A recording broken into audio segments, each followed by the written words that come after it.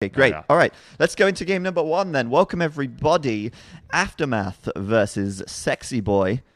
Sexy boys. Sexy Boy. But there's more than one of them. But SY stands for Sexy Boy. That is the name of their team. Okay. You can't go disrespecting that by adding an S to the end or willy-nilly. Well, I feel like they should all get the sexiness, not just one. No, there's only one. Which one is it though? In this case, it's Lix. We're going to say it's Lix because Lix is playing for Team SY here, and he'll be spawning down to the south of the map in this it's not a best of 5, but in an all games played 5-game series to show off the wonderful capture age. He's playing in the blue, and he's got the Aztecs, and up to the north of the map in the green, it is Nikov playing as the Aztecs as well. The map is Arena. Arena. Arena. I think it's Arena. I think It's that's how not you say Arena, it's Arena. With the I, not the E. Yes, there is a distinct difference between the two maps. Maybe you can explain that for us, Robo. Well, so basically the difference is Stonewalls always have 1800 HP instead of 900 HP in Feudal Age. So this sort of prevents some of the more strange and somewhat lame and boring, like full-out Tower rush strategies, which really is not what you want to see on Arena that often. No. Once or twice it's like, oh, this is cool and interesting.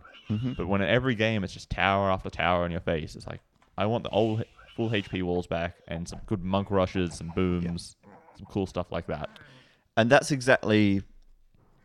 Well, that was kind of a result of the expansions, right? When they changed the HP of the buildings, getting all buildings have slightly less HP per age. Yeah, and that means that a wall can be busted with 1 petard, for example, in Feudal Age, but it takes 2 in Castle, and obviously it can be busted with towers and all sorts of things. But this set of games has been sponsored by the Capture Age team. It is being used as a promotional to promote Capture Age, which is the brand new Spectator tool, which has been recently made available more widely to the streamers and casters out there. A more wide released closed beta at the moment. Yep. It's going out to, I think, around 20 or so people now have access to Capture Age, and they get to play around with it. We're still doing testing, reporting bugs as we find them. It's pretty cool, and we can go into what Capture Age is all about and explain it a little bit for those who may have not seen Capture Age already. You can see here it is a brand new UI. It is giving us a whole new experience when it comes to spectating Age of Empires 2. It gives us more screen space to see the game while condensing the information and making it very easy to understand at a glance. So I'll run over the UI for anyone who may not be familiar with Capture Age, a little bit of a crash course, a 101 on how it works. So you may be familiar with the Spectator Overlay from the original game. This has some similar features, but some differences as well. Down to the left, you'll be able to see the 2 players in the match, and you can see their civilizations and an abbreviation of their civ. And then this area here, next to the civilization name, is their population distribution. On the left, the number on the left is the number of villagers they have. In this case, they both have 20. And then on the right is the number of military that they have. In this case, 1, which is their Eagle Scout. Next to that, you can see the total population and population headroom. This flashes if they're housed. And then, of course, the wood, food, gold, and stone, followed by the KD. We can also cycle this so we can see how many castles they have. We can see the value of their military and the percentage of gold that their military is comprised of. We can also see the number of TCs, the amount of relics, and the averaged wood, food, gold, and stone over the last minute of game time that each player has gathered. Moving on to the center, you can see the minimap, as always. And with the minimap, we can see some information such as the total resources available on the map, which so far hasn't been that useful, but there's definitely going to be cases where wood's getting low, gold's getting low, and this could be really valuable. I think it's also kind of interesting just watching the food drop down. Right? Yeah, because you see all the boars and the sheep and the deer get eaten up. For sure. And then, of course, underneath that, you'll see the map name. You'll see the zoom level and the game time. And the zoom level is a fun one because if the minimap is too small for you, you can always just do this. And there you go. You have the full map with a full zoom. Everything you need to see right now. And we can zoom in and out as we please, which is an awesome incredible feature. We can zoom out and we can zoom in as well, just in case you want to get a close-up of those sexy villagers. Just in case you guys like to see the pixels as well. Oh yeah, that's right. So go back to regular zoom levels and we'll continue on with the tour of Capture Age. To the right, you'll be able to see the number of villagers that each player has, the number of military units. In fact, this gives a summary of every single unit they have, including every single unit in queue. And then finally, to the right, you see the important techs which have been researched. You can see the tech level. So you can see that at the moment, no techs are researched. But as they upgrade their technologies, these will become colored, lighting up, indicating which one has been taken by each player. And then, they'll change to the Castle Age version. So instead of fletching, it'll show the Bodkin arrow and then the Bracer arrow as they get to those upgrades. Yep. And then last but not least, you can see the upgrades. You may have noticed they were upgrading to the Feudal Age, and you can see the timings of that in the top right. So there you go. A perfect way to fill the first 15 minutes on Arena where nothing really happens aside from the occasional slip up with ball luring and things like that, which we can confirm at this point. Both players are absolutely even, 25 vills each, both doing the Market Blacksmith, and Nikov maybe slightly ahead with his Castle Age upgrade here, but does need that last little bit of food before he can click up, and it's actually Lix who clicks up slightly ahead, but it's 7 seconds. Nothing. Hardly makes a difference. I think the big question so far is Lix building both of his buildings at the back of his base. That's sort of a strange thing for me, because your Market and your Blacksmith don't really accomplish anything. But if they're at the front of your base, you can use them as pseudo walls. If your enemy breaks in, they then have to get through the second layer of buildings before they can attack your villages. Yeah, let's just say hypothetically, Lix was to attack this wall piece here. Nikov could use these forward buildings, wall up between them, and then wall up to the edge here to sort of have that extra second level of walling behind it.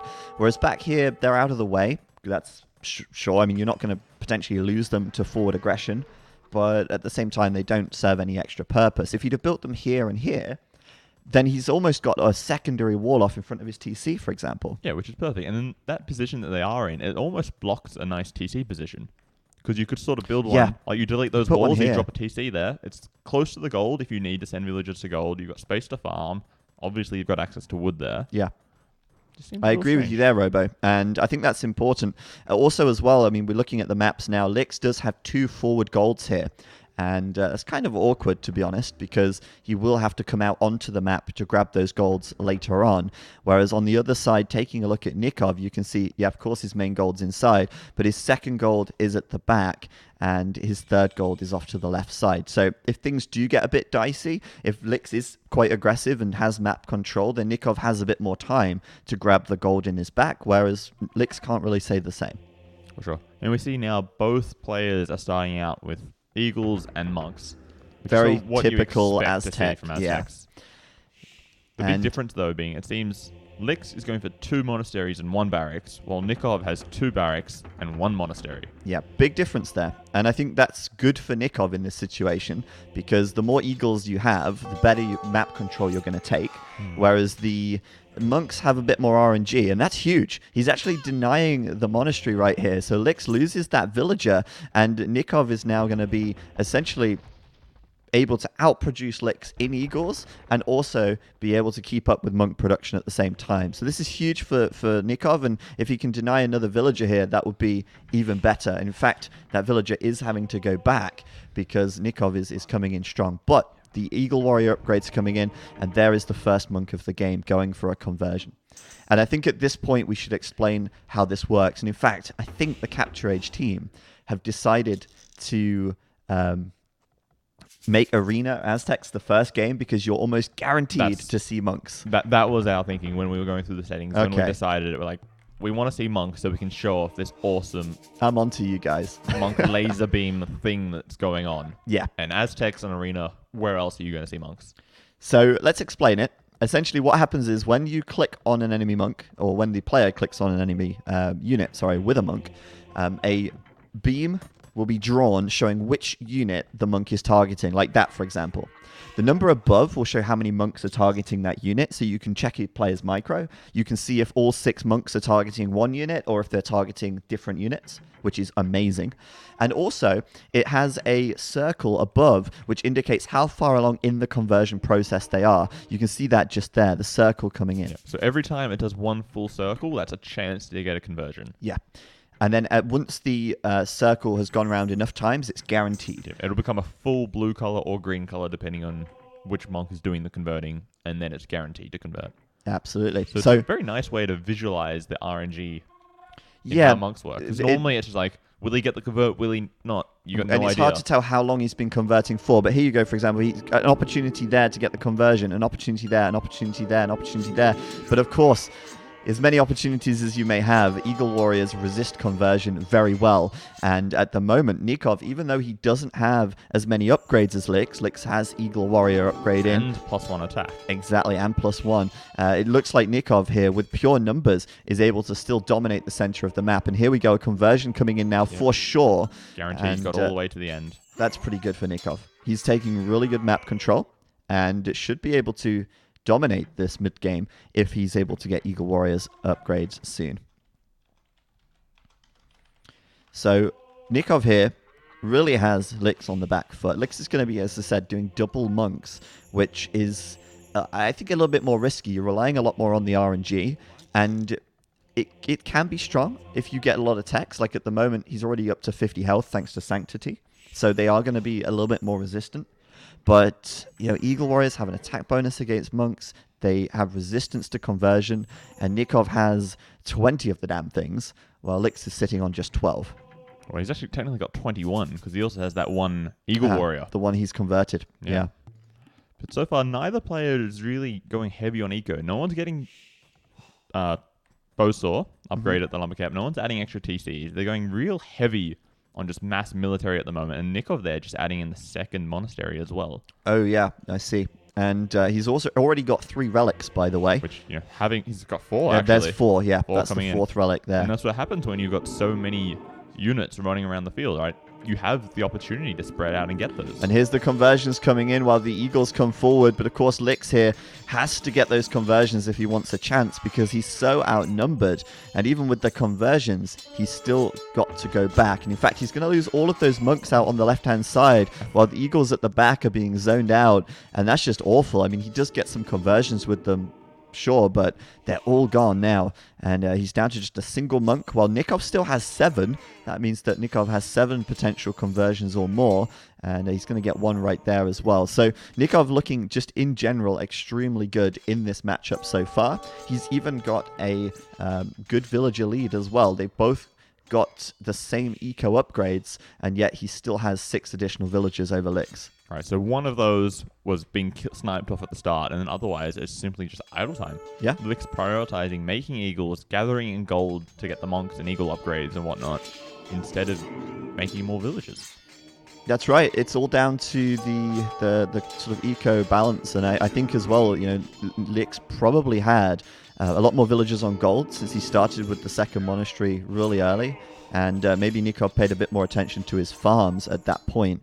Looks like we're going to see another conversion attempt here. And on the left side, like I say, Lix just getting zoned out. Just sheer numbers on Nikov's side. Double the amount of eagles at the moment out on the field. Absolutely. And then Nikov also adding in some siege to take down these forward buildings and just pressure Lix's base. And another nice thing we can do is select all the units on the screen and see a side-by-side comparison as well. So we can see the health pool, we can see the number of units in the mass, and we can just see very quickly at a glance sort of what both players are fighting with.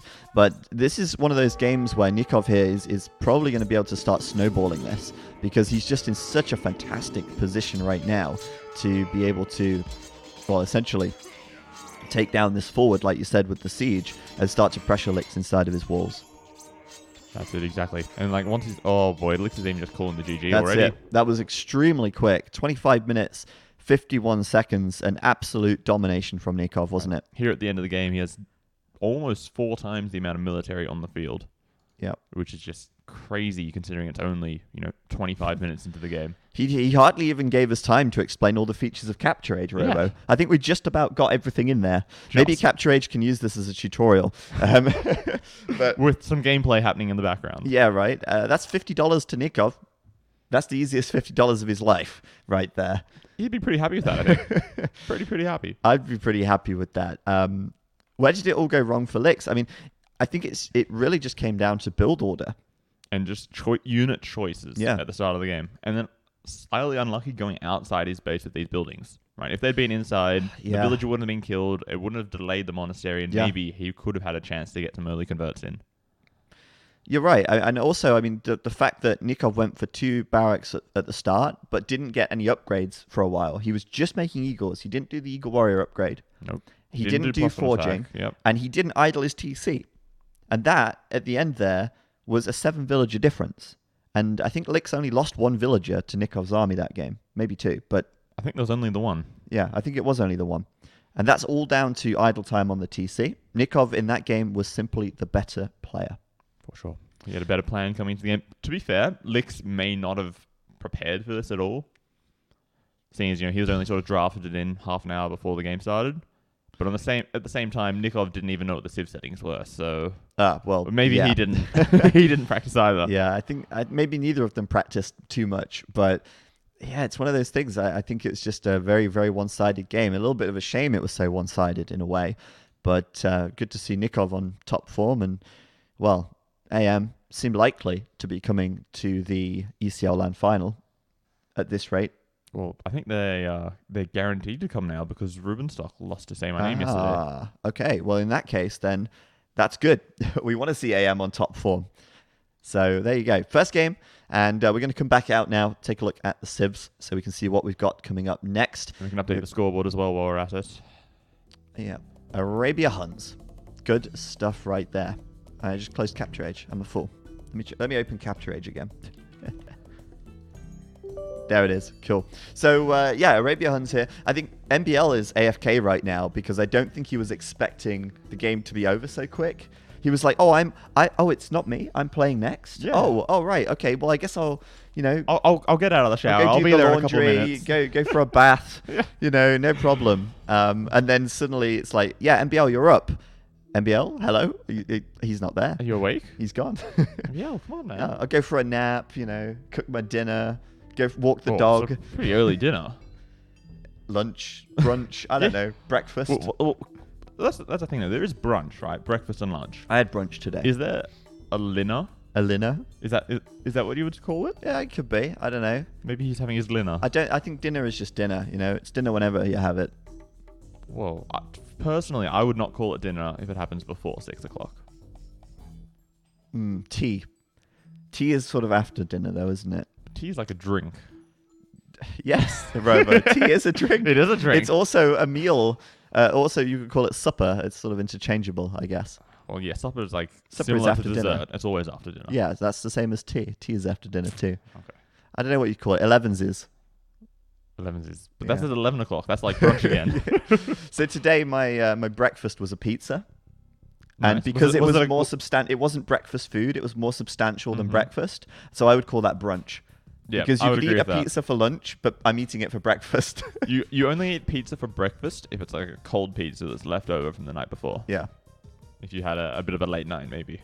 Yeah. I'm not actually a big fan of breakfast food in general, so I generally just eat main meals all the time. Right. Well, they just tend to taste better and they're more filling, right? Yeah. Like, who doesn't like to eat 3 steaks in a day? Yeah, exactly. Wow. What's wrong with you? Crazy people. There is a poll on your screen. Who do you think is going to win the next game? It does say AM and SY. It will be MBL for AM and Mr. Yo, or the Yo, as he is now known, for SY. So if you want to vote, 1 for MBL and 2 for Mr. Yo. And they'll be playing a 1v1 Arabia Huns. Yes. Going back to the classic. The old classic. Bread and butter AOC. Oh, here he is. MBL has showed up. Oh boy. And he immediately switches Yo to host. Lovely stuff. He doesn't want to take any responsibility for that. Oh boy. There we go. Good to see you guys in the chat. Hello there. Soy Gerardo. Pyrosaurus, 6'3" Moonfall. Robo just fixing Robo my just timer. hid the chat, so I can't see your names. Sorry. There's a chat on that screen Oh, there's too. a chat over here. Hey, Hey. Yeti Hill, Chat Boot, Cersaguaro, Eroticals. Welcome everybody. Sup, Psychosis Patients. What's up? How's it What going? is up? And yeah, if you want to know what's happening after this series as well, I know we've only just started, but we've got to talk about something.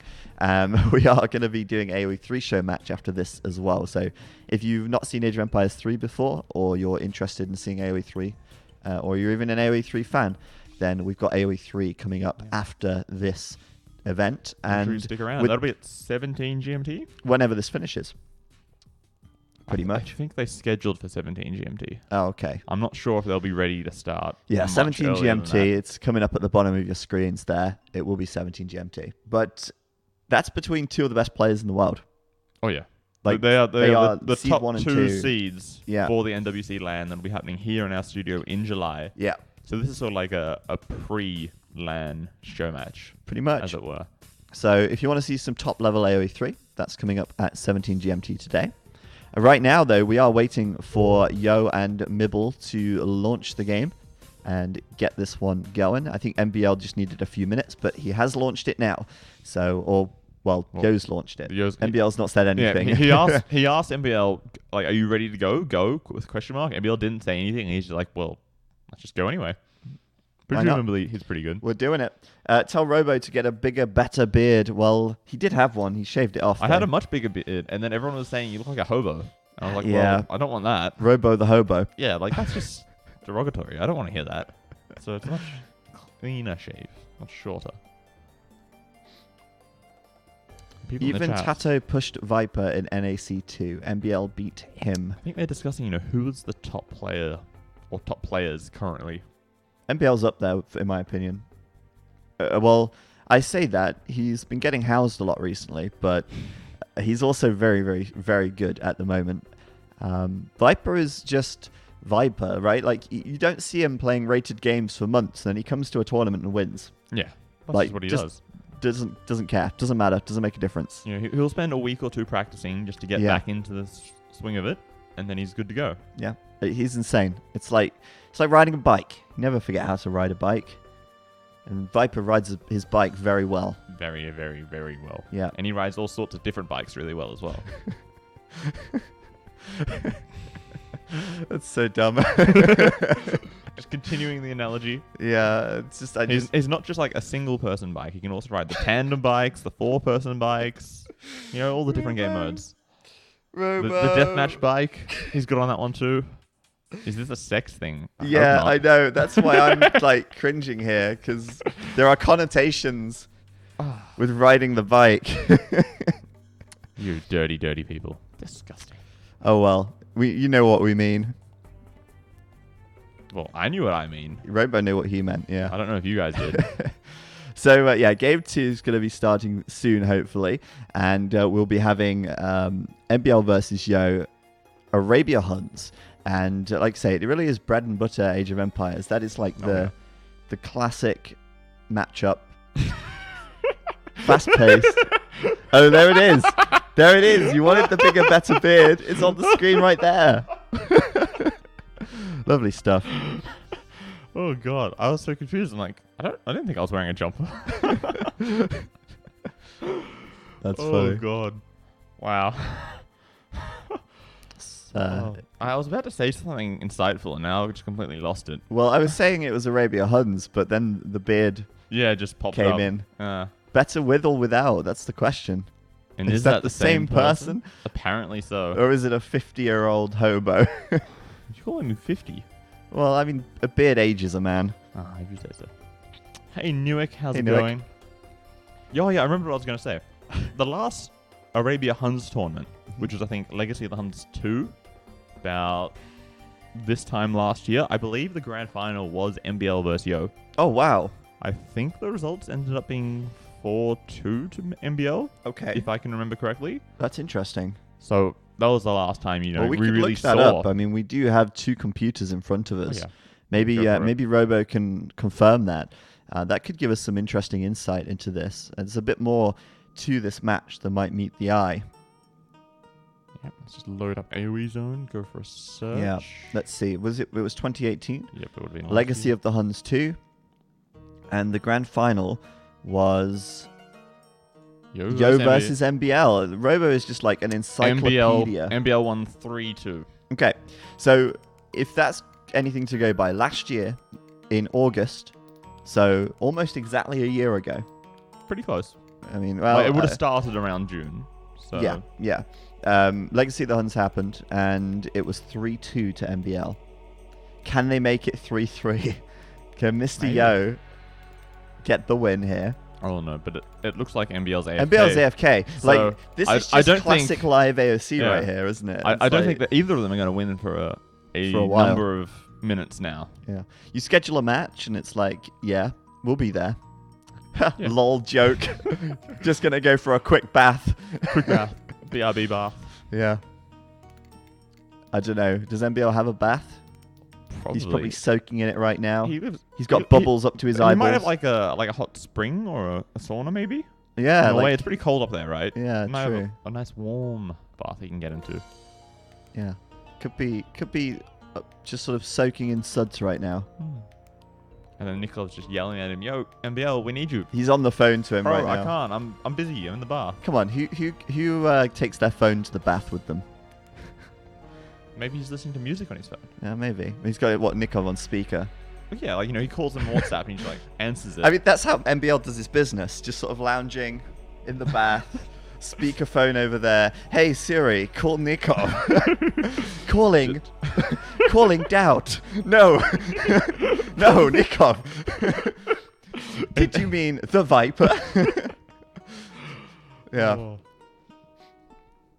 Safety first. I never take my phone in the bathroom. That's probably a good idea. There was a while about 3 years ago when shower selfies were a thing in the AoE2 community.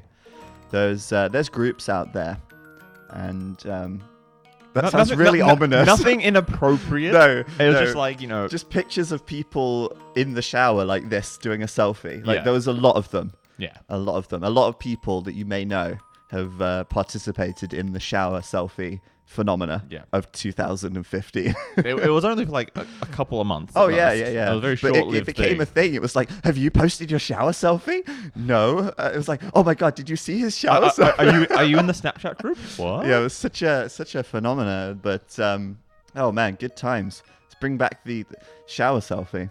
Or the bath selfie. Maybe that's a new one. That's the next level. Ricky Gervais style. Don't know if you saw it. Yeah. No. He sort of does this thing where he puts the water line up to here, and then it refracts the light, and it makes you look like a goblin. What? It's pretty good. That's what MBL is doing, sending him over to Nikov. Like, this is what I'm going to do to Mr. Yo in this next game. Bit of smack talk. Oh, boy. All right. But the game, we're getting ready to launch. 50-second spectator delay. 20 seconds, and we'll be into our next match. There's so much to talk about, actually. There's so many things that have happened in Age of Empires community that like a lot of people probably just have no idea about. Well, it's such a long time the community's been around for. Right. And when you're sat next to the literal Age of Empires encyclopedia. Only on some things. Only on tournament results. The important things. Oh, there it is. Ricky Gervais on the screen. All right, let's get that. Let's take that off. Yep. Let's get rid of that and let's go into this game. Yeah, we've got a game on our hands. Quickly moving on. Welcome, everybody, to game number 2, MBL versus Yo. And it's currently 1-0 to Aftermath. This time, MBL's turn to take the podium. Mr. Yo's turn to replace Licks. And MBL is going to be spawning to the east of the map in the green. And he'll be playing as the Huns. And over to the south of the map is Mr. Yo, or the Yo, as he is now yet known, Yon, playing in the blue as the Huns as well. So it's an Arabia Hun mirror. And as Robo was just saying, giving us some encyclopedic insight into this matchup. The last time they met in a Huns War tournament, not even a year ago, Mr. Yo lost the grand final against MBL 2-3. Yeah. So he did lose, but it was incredibly close series there. And this is Mr. Yo's opportunity at Retribution It was the same settings. The difference being, well, we're actually on ECL Arabia here, not just Arabia. That's But true. there's really minor differences there. ECL Arabia gets rid of the ponds and it gets rid of hawks, and that's really about it. And it slightly changes the distribution of the woodlines, but Yeah. nothing important. But let's take a look at the maps. We're actually going to have a chance to cast this game properly now because we're not doing a crash course on Capture Age. We can zoom out and have a look at MBL here and see what he's got going for him. This boar is very lameable, actually, if Mr. Yo was to come forward. And it looks like Mr. Yo might be coming forward. It looks like he is, actually. And MBL scouted his boar, but it's in a very difficult position. He can't take it early without getting loom or being there to block it. But it looks like Mr. Yo is going to head up to this north side, or to the north, rather, and actually won't be seeing this boar, at least for a while here. But let's take a look at his map. I like it, to be honest. This is a really okay map.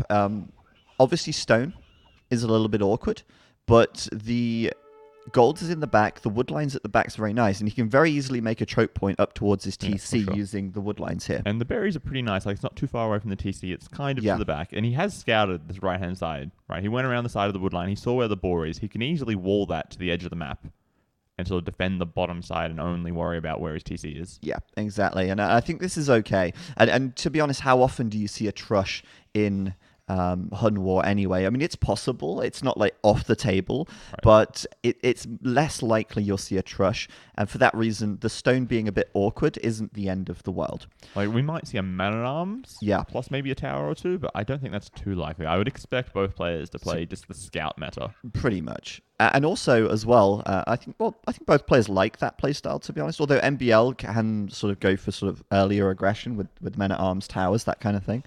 But he hasn't got any awkward, terrible hills either. It's very flat, which is nice. But let's take a look at Mr. Yo. I think Mr. Yo's TC is at the impact point of a meteor. Oh, yeah. Where it crashed into the Earth. And the Yo's TC was spawned. And there it was, Mr. Yo, coming from planet Zog.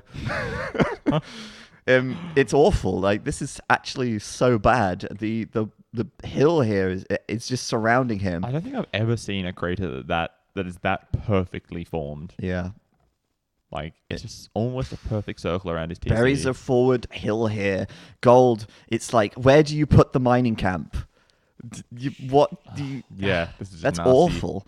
I mean, the positives, I mean, there's always a positive. He can easily wall here to the edge of the map and secure quite a large section of the back of the map here. And maybe he can grab this gold if this one proves to be difficult. I think he might start with the small gold at the back. I feel like that would be just that little bit easier to defend. But other than that, I mean, his map's pretty bad, at least for defending from a push. And MBL now is going to be coming in, and he's going to be seeing what he can see. And I'm on the wrong point of view, actually. I'm trying to follow MBL's scout here. Why can't I follow it? There we go. So we're going to follow his scout, see what MBL is scouting here as he goes in towards Mr. Yo's base. I think he saw the scout pushing deer, so he's not going to be going too close to this area since he knows the TC is likely to be in there. He's going to scout the berries, and then he's going to be heading forward. He'll know at this point that Mr. Yo has got wood in the back, but he's not found his gold yet, hasn't found his stone, just sees the berries. And both players up to feudal now at the same time with 20 vills each. Looks like classic, typical scout meta. Yeah, 21 pop scouts. It's the thing that you do in a Hun War, unless you do the sort of crazy man-at-arm things, but that's not what we expect from these players. And oh, he's found a villager here. I think the villager's heading off to wall. And he's got the hills, so he might wait for feudal to try and come in and pick that off, perhaps. I don't think he'll be able to, though, because Mr. Yo's scout, we saw he was in the base. Yeah. And yeah, he's just going to come forward. He's going to get this wall off. And then Mr. Yo's scout will presumably come over to support that villager. So one thing I was going to bring up was the possibility of building his buildings out on the top here. That's probably the best, most sensible place to build them.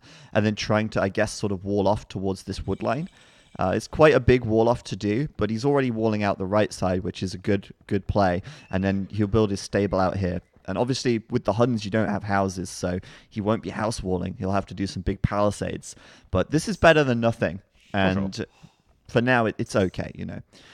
Both players up pretty similar timing. Both players remembering to do their bit axe and horse collar. We're not missing anything there. You can see those icons gradually lighting up on the UI. Nicely done. And we're going to see the forward spearman from MBL. He wants to be aggressive. Oh, yeah. because you know the defender, they're always going to make a spearman or two to defend against your scouts. If you come forward with the spearman, you sort of level out that advantage, and potentially, if you get there first, like you maybe make 2 spears and they only make 1 spearman, you can get a huge advantage and potentially swing an early engagement in your favor and start to pull ahead in the scout numbers. Yeah, that's true. We're going to keep an eye out on what's on the screen here. We can see the comparison. We can keep an eye on the health bars and the units available to both players. Looks like they're both even at the moment, but MBL has an extra spearman in the mix, which means that Mr. Yo may just go for the counterattack and completely bypass those 3 forward spears. He knows there's unlikely to be a spearman at home right now if 3 spearmen have already come forward. And Mr. Yo, looking at his point of view, knows exactly where that wood line is. I'm surprised he's not already ran in for it, to be honest. I think he's microing a little bit at home to begin with, and then now he's got the time to go in. Yep. And that's given MBL time to get a spearman out as well, true. And he's immediately going to back away. On the left side, though, MBL in a good position here. He's got the hill to work with, and... But 4 spearmen, though, he really doesn't want to take that fight. If he takes it downhill against the spears, he might be okay. But at the moment, that might work out for him. MBL's got the HP advantage here, so he's winning that fight right there as these scouts are sort of baiting these spearmen away. It looks pretty good, although he's taking some unnecessary shots, actually. Quite a few hits there that he didn't need to take. And then now he's backing off with his spearmen as well as they're about to sort of get trapped in by the mass spears of Mr. Yo at the moment. Yeah, 4 spears against 2 there. MBL's going to have to back up, but that's also freed up an opportunity for the scouts to come in. It looks like he wants to hit these berries. Another spearman comes out, but it immediately goes the wrong way. And it looks like Mr. Yo might just have the first villager casualty of the game. Those downhill hits are absolutely devastating. And that villager will fall, and maybe MBL will be able to pick another villager on the wood line, but decides to go... Oh no, he's actually turning back around. There we go. Where's the spearman from Yo? I'm shocked that he's not sent a spearman in. Another villager's going to go down there. Picks up a scout in return, but that's still a good trade for MBL. 2 vills for 1 scout. I'd be happy with that. Oh yeah, I'd be happy with that too. He's also going to find the deer gatherers out on the left side, but won't be able to do too much there. Back in MBL's base, though, has Mr. Yo actually dealt much damage whatsoever? He's quite injured. He might have hit a villager somewhere. I think he's not killed a vill. Mr. Yo's lost 2 vills, and he's down 2 vills in total. So maybe he did kill a vill, actually. Or was that I think that might be a villager. Could be a vill. Could we just select some of the villagers nearby, see if there's any that have got low HP? No. No, if they're all full HP, then he probably got one. Yeah, and it looks like MBL wants to go in again. He found one earlier, but he's not found another one yet. Trying to find more, but only has a half HP scout left, and there's a spearman on his tail. On the left side, he's been cleaned up there as well. And now it's 10 kills, to Mr. Yo, 8 deaths, but a 4 villager lead to MBL. However, that's really only a 1 villager lead because he doesn't have wheelbarrow yet. So Mr. Yo currently with wheelbarrow. And meanwhile, MBL switching into the double range, while Yo doing the same at the other side. Just so slightly slower. Yeah, slightly slower to get the ranges up, but he also has 2 villagers building them. So by the time it's complete, he'll probably have them both up around the same time. That's true. He also has wheelbarrow, so let's see if that's making a difference right now. If we look at the food gathered per minute and keep a close eye on that, we don't know if wheelbarrow is making much difference at this point. It could be that MBL has more farmers. It could be that Mr. Yo has less. But we can keep a close eye on that and see if it's having much of an effect. At the moment, it looks like MBL is ahead in food gathered.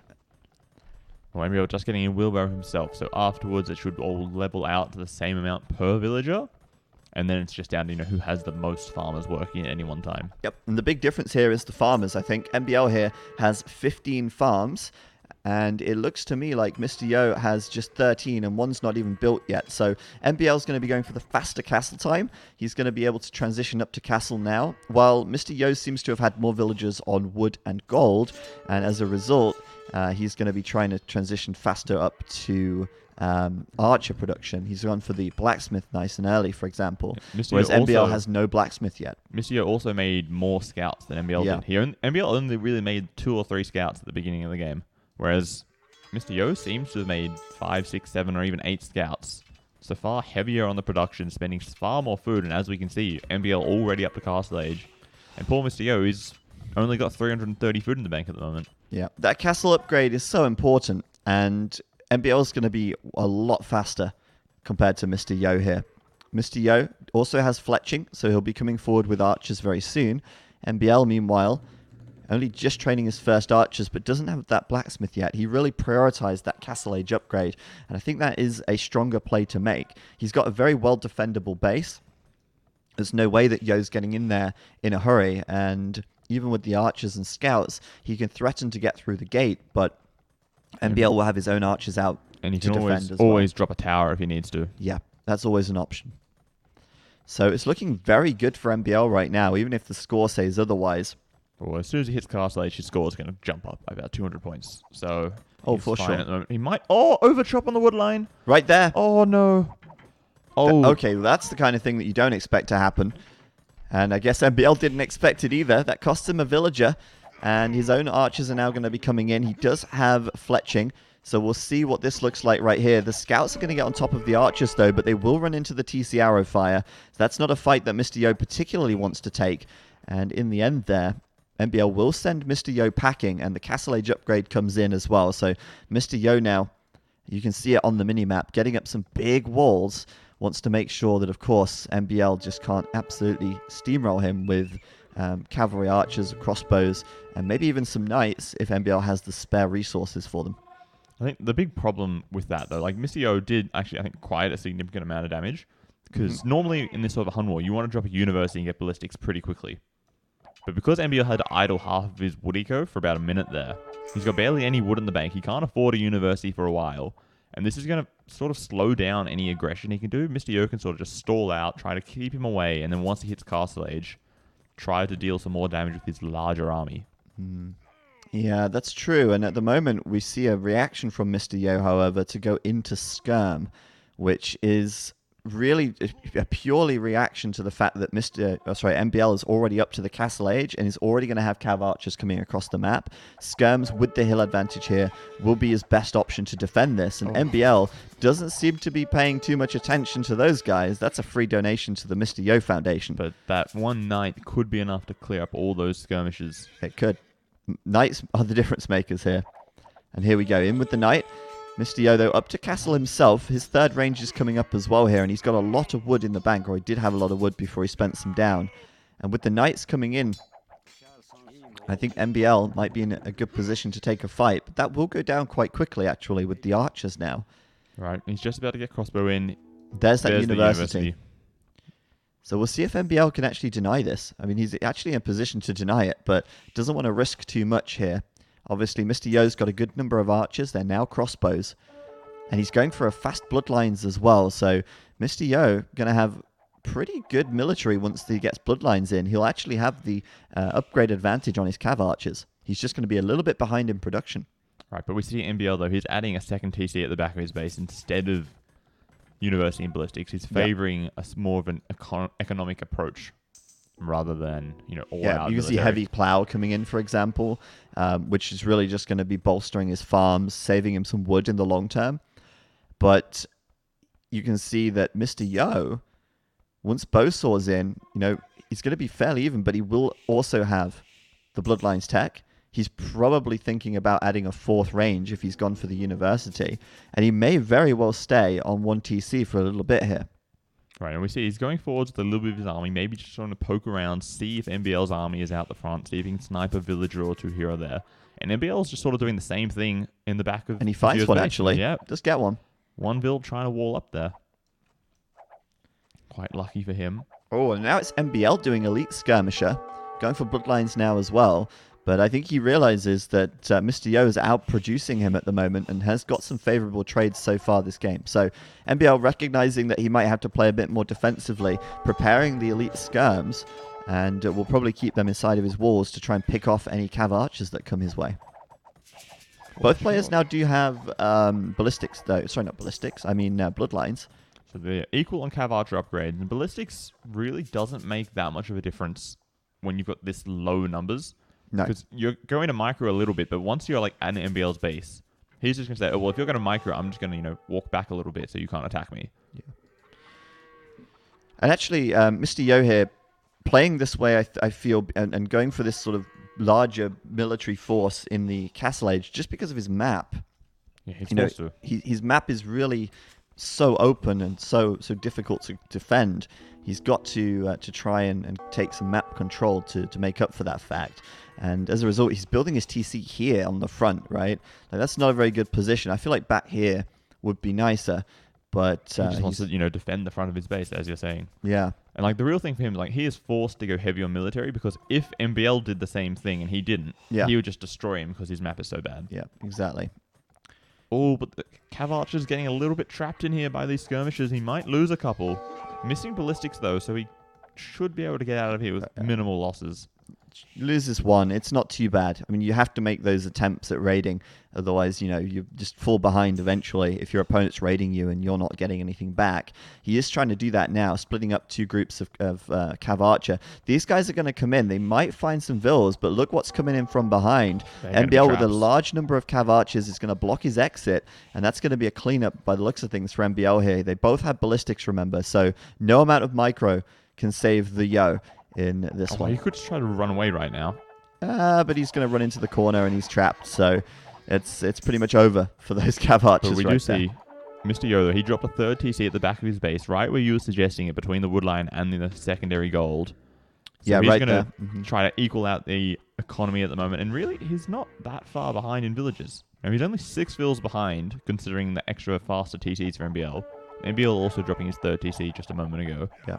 It's interesting, actually. They're both completely even on upgrades, but this right here is good for Mr. Yo. He might be fighting against a counter unit, but he has got a good hill advantage, and obviously huge numbers advantage. Exactly. The huge numbers advantage helping him out as well. So it looks very good for Mr. Yo to defend this hill now. And the main thing that he was concerned about this game is that the positioning on this hill, that he has to own this hill. MBL, that's also walking, huge. That's so bad. No patrol from MBL, costing him a lot of Cav Archers right there. Running in the wrong position at the bottom of the hill past the enemy army. Ouch. And there's one knight to sort of try and tank, but no upgrades on it, so it's not doing too well there. But that's a lot of Cav Archers on the hill, selecting all the units here. We can see the Mangonel coming out as well. Gets a good shot there, takes out 3 of those skirmishers immediately. And now as MBL retreats, he takes some additional arrow fire as well, thanks to ballistics being researched. And all in all, Mr. Yo coming out pretty well there, I'd say. Although if you look at the KD, Mr. Yo is actually behind in KD right now. But Mr. Yo did make more feudal age units that have died over the course of the game. So it does make sense to have slightly more kills. Oh, but no! Overall, everything was fairly equal. And that Mangonel just flattening a deer as well. Yeah, choosing the right target every time. Yep. That's a good shot, though. That's a very good shot. Those guys took quite a bit of damage. And there's 2 Mangonels out now. So Mr. Yo will be able to deal with MBL even if he does try to micro. But MBL looks like he's dropping more stables or more archery ranges of those right at the top. He's actually doing more archery ranges and stables. It's a bit of both. Full castle age here and a 4th TC as well for MBL just to the north. Wow, that's awesome. We're going to see MBL here expanding further. He's still ahead by 5 vills at the moment, but he's really going to be ramping up military production. And I think the knights here are really going to be there just to deal with these Mangonels now, because there's 3 of them, and no amount of micro is really going to be able to deal with 3 Mangonels. In fact, he's taking kind of significant losses the second he stops still. He just deleted a stable? Stable, yeah. He's moving it back, I think. Yeah. But good push now from Misty. At the same time, there's a raid on the left side from MBL. Just say MBL pushing. He's good push from Yo, even. And then a good raid from MBL coming in at the back. But Fort Mangonels is quite scary. He definitely needs an answer to them. And I feel like he feels it's too late to make his own siege workshop and try and counter Mangonel them. Oh, but this is so bad for Yo. So much of his economy is going idle, running to the TT, picking up a couple of villages here and there. Look at it. He's got 32 idols out of 80 vills at the moment. Yep. That's pretty huge. And the military count for MBL is much higher as well, and it's about to accelerate in production. But keep in mind, even though the numbers favor MBL, MBL is not making expensive siege units. And if we look at the actual value of the armies, they're very similar. And this is the first time I'm using this, and it's insane, right? Mr. Yo's army value is higher than MBL's, even though he's 14 units behind, and that's just because he's got mangonels, and the potential for mangonels to do damage is much higher than elite skirmishers. But out come the knights. They're immediately going to pick up 2 of the mangonels, and they only have +1 defense, so that's pretty good for MBL. But there's 2 more mangonels coming in from the back, and he may still get some pretty good shots onto the skirmishers here. There are still 2 knights though, so we've got to be wary, try to make sure he defends the mangonels, slow pushes in with them. I'm wondering though, I haven't seen either player do thumb ring yet. No thumb ring from either. Which is such a vital upgrade when you're making cav archers. Yeah, and I feel like, especially when you're against siege, having the extra fire rate is very useful as well. So vital. I'm really surprised, honestly, that they haven't done it. But honestly, that was good for MBL. He's picked off most of the siege, if not all of it now. And now you look at the military value, and it's favoring MBL massively. So much more military coming out. I think Mr. Yo just needs to retreat back to his hill, keep massing some numbers, and try to get a bigger mass of cav archers, and then get the thumb ring upgrade. Yeah, and the nice thing for Mr. Yo, like I said before, is the fact that he does own this hill. Imagine if MBL was on this hill, Yo would be in such a bad position. Well, I think he would just instantly call G if he loses this hill. But it just allows MBL to destroy that TC on the front, push downwards towards the wood lines and the main gold. Oh, and the mangonels keep missing. MBL's doing a really good job of dealing with them. Oh, no. Shoot, he can't get a single shot. Yes! He got it. Ah, it's a bit underwhelming. Good. It's very underwhelming. And in fact, MBL now able to take that hill, and that is huge. At the same time, Mr. Yo going up to the Imperial Age, he is trading his resources in for that Age Up upgrade. And meanwhile, MBL is trading those resources in for more unit production. He senses he's got an advantage now, and he's going to press that. Again, the mangonel missing. A little underwhelming. MBL dealing with it so nicely here. MBL microing really well, keeping himself in it. Hardly losing any health from those mangoes. And here's another one. We'll see if he can catch him. And the thing is, these mangonels are so important. They have to hit because the cavalry archers, they really can't fight this. But this time, Mr. Yo does get some better damage done with that mango. Oh, can that knight snipe it off, though? I think it will. Oh, it's down. Oh, boy. At the same time, on the left side, we had MBL coming in here, but he'll be pushed back now. And we saw a little raid here, but that's just being slowly taken out by the skirms. Look how inaccurate that cav archer is. It's missed so much. That's why thumb ring makes a difference. It's massive. Like, I've tested this. If you have fights like 20 versus 20, the 20 that have thumb ring will win with like 12 of their numbers left over. Yeah. Which is just crazy for one single upgrade that's, relatively cheap. It's not too bad. And I mean, it's insane. It increases the damage, increases the accuracy. Well, not the damage, but the fire rate. Yeah, so damage over damage time. output. Yeah. And nice big shot there. MBL not paying attention this time. He's done so well dealing with these mangonels. But this time it's not working out. Repair it, though. You've got to get the repairs on that, Mr. Yo. You can't... Okay, never mind. He's going to let that one go. I feel like he's been producing a constant stream of mangonels this game. Oh, he is. But thumb ring is coming in for Yo, at least. But the problem is now MBL has got his hill. He has built a castle in defense, but that is an awkward position for a castle. You want it up here. He wanted it next to that siege workshop, but he's just unable to get it. Don't want it here. Okay, 2 more mangonels coming out. Maybe he can pick off all the knights first. Oh no, he's going for these skirms on the other side where there are no knights. That should be easy. And MBL's coming forward with 2 vills. I don't know what he was trying to do there, but... If you don't have knights to take out the mangonels, just vill bash them down. Yeah, why not? That'll do the job. And that's a good shot right there as well. KD, by the way, is incredibly close. But as I said before, you have to remember, Mr. Yo's army, these mangonels are much more expensive than the skirmishers. So even though it says 131 to 133, the average cost of Mr. Yo's units are a lot higher. He is, however, up to Imp first, like we said. But he does have significantly less economy right now as well. Down by 26 villagers. So is he going to be able to hold on here? Is he going to be able to keep this hill under his control? It's looking dicey. He also has half as much army, and MBL not that much slower up to Imp. And oh boy, that is a big forward castle. It denies the gold from Mr. Yo and also secures MBL's gold slightly to the back as well. He's actually going to retreat away from that as his army. Mr. Yo comes over. That should be a good shot right there. It never is, Robo. Why are they so disappointing? Why are not like 50 skirmishers dying here? to one mangonel. They spread out That's too just much. so spread out. But MBL, though, he's getting into Cavalier and plate barding armor. And generally, you need to have a big, solid mass of Cav Archers if you want to fight off cavalry. Like, you expect to hit Imperial Age and have 40, 50, 60 Cav Archers. Mr. Yo, he's got 15 Cav Archers. He won't be able to deal with this cavalry by itself, it seems.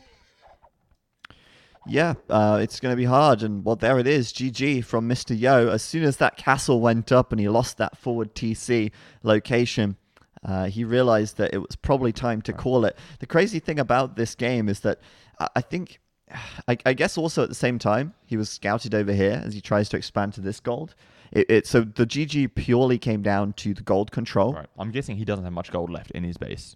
No, I'm guessing it's the probably main gold's gone. Completely gone. Yeah. The secondary gold at the back is completely gone. So it is very much GG at that point. But I do want to point out that at this point in time, he's only 200 points behind and he's ahead in the KD. But that means nothing if you have no gold from now on, right? Yep. Especially when your opponent's teching into Cavalier, which he probably knew because he saw the stables on the left side and he saw the knights. But there you have it. GG from Yo. Admittedly, his map wasn't great, but it wasn't really the map that lost him the game. I think he made good of a bad map, to be honest. No, I think he played incredibly well with the map he had. He did a very, very good job. But there you have it. Mr. Yo calling it there, and MBL will get the win in Game 2, making it 2-0 to Aftermath right now, and looking very strong so far. And MBL retains his title, his champion status against Mr. Yo on Arabia Hunt. 4-2. So we're coming out of the game now because our next game is about to launch, and that's going to be the 2v2. We've actually got 2v2 Nomad coming up now. Yep, followed by a 2v2 on Gold Rush. So we get to see a little bit of everything that Capture Age can do at the moment. Yeah, we've seen the monks in 1v1. We've seen a classic 1v1 matchup in the Huns, and now we get to look at the 2v2 overlay. Yeah, we actually haven't seen 2v2 on Capture Age before. Not here, we haven't. Not on our channel. Couple of extra features, I believe.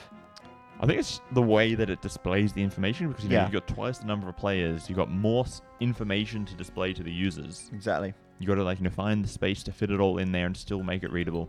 And right now we've got a poll in the chat. Who do you think will win Game 3 on Nomad? Yep, you've got to vote with 1 for AM or 2 for SY. Both players are playing, so it's Mr. Yo and Elix versus MBL and Nikov, and it will be Nomad. Both teams will have the same civs. Chinese and Malians. And you can get your votes in the chat now. It's not a best of 5. All 5 games will be played. So whether it's 5-0 or 3-2, it will all be played no matter what. Yep. Each game 1 is worth $50 each. Total price of $250 put up by the Capture Age team. You can check out their website down below in the little panel there.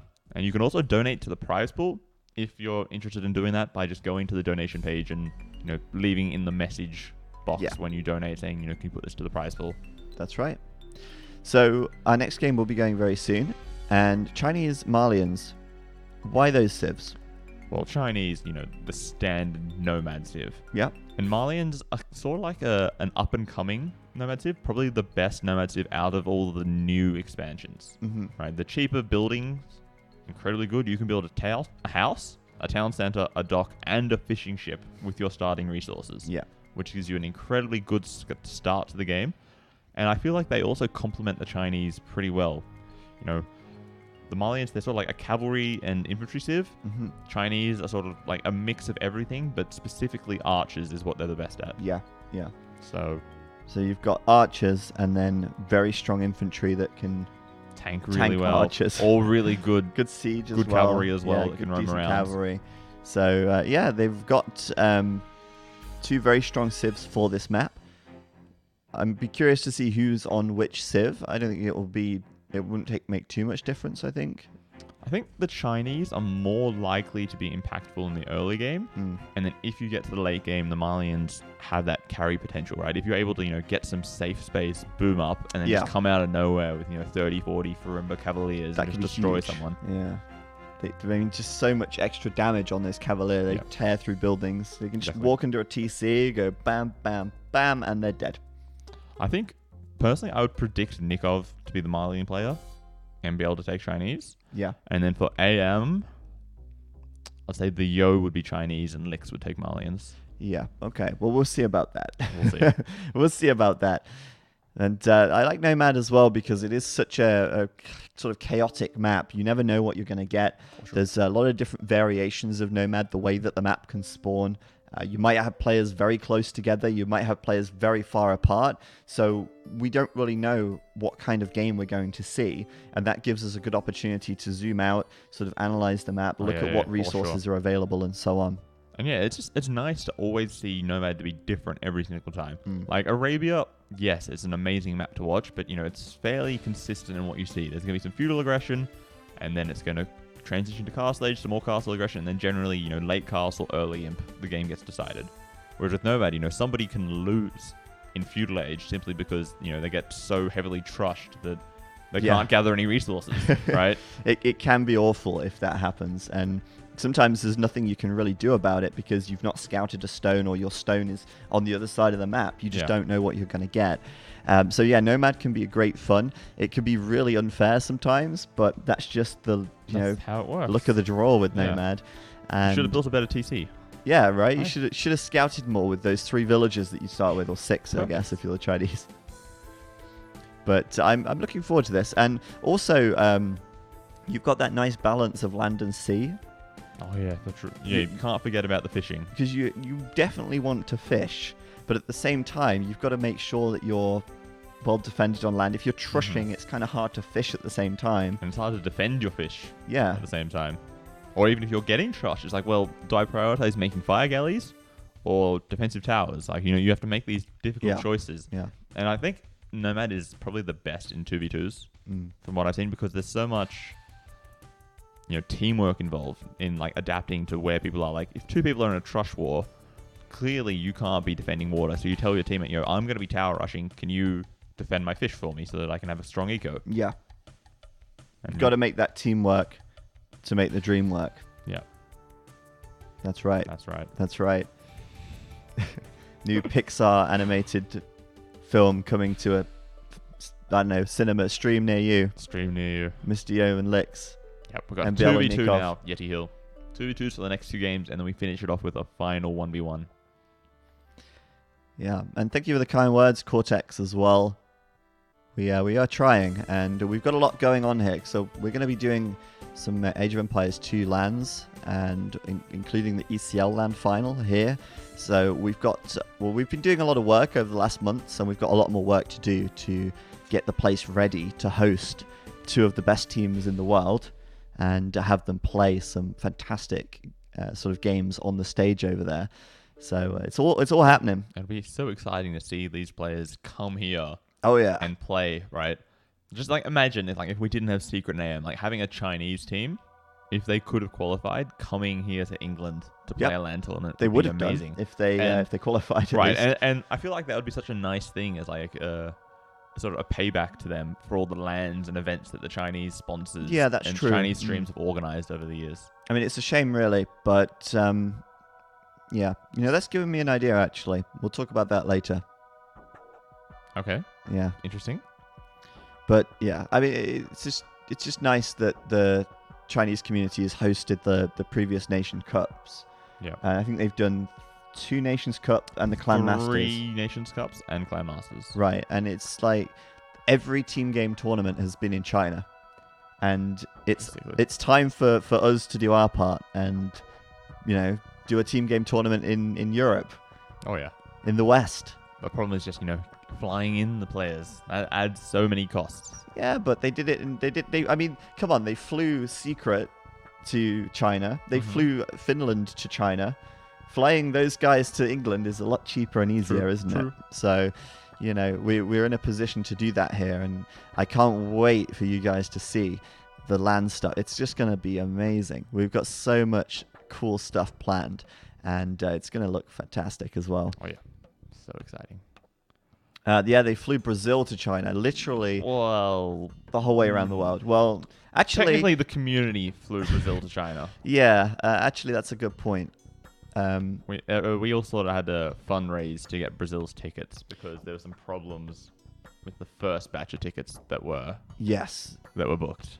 Yeah.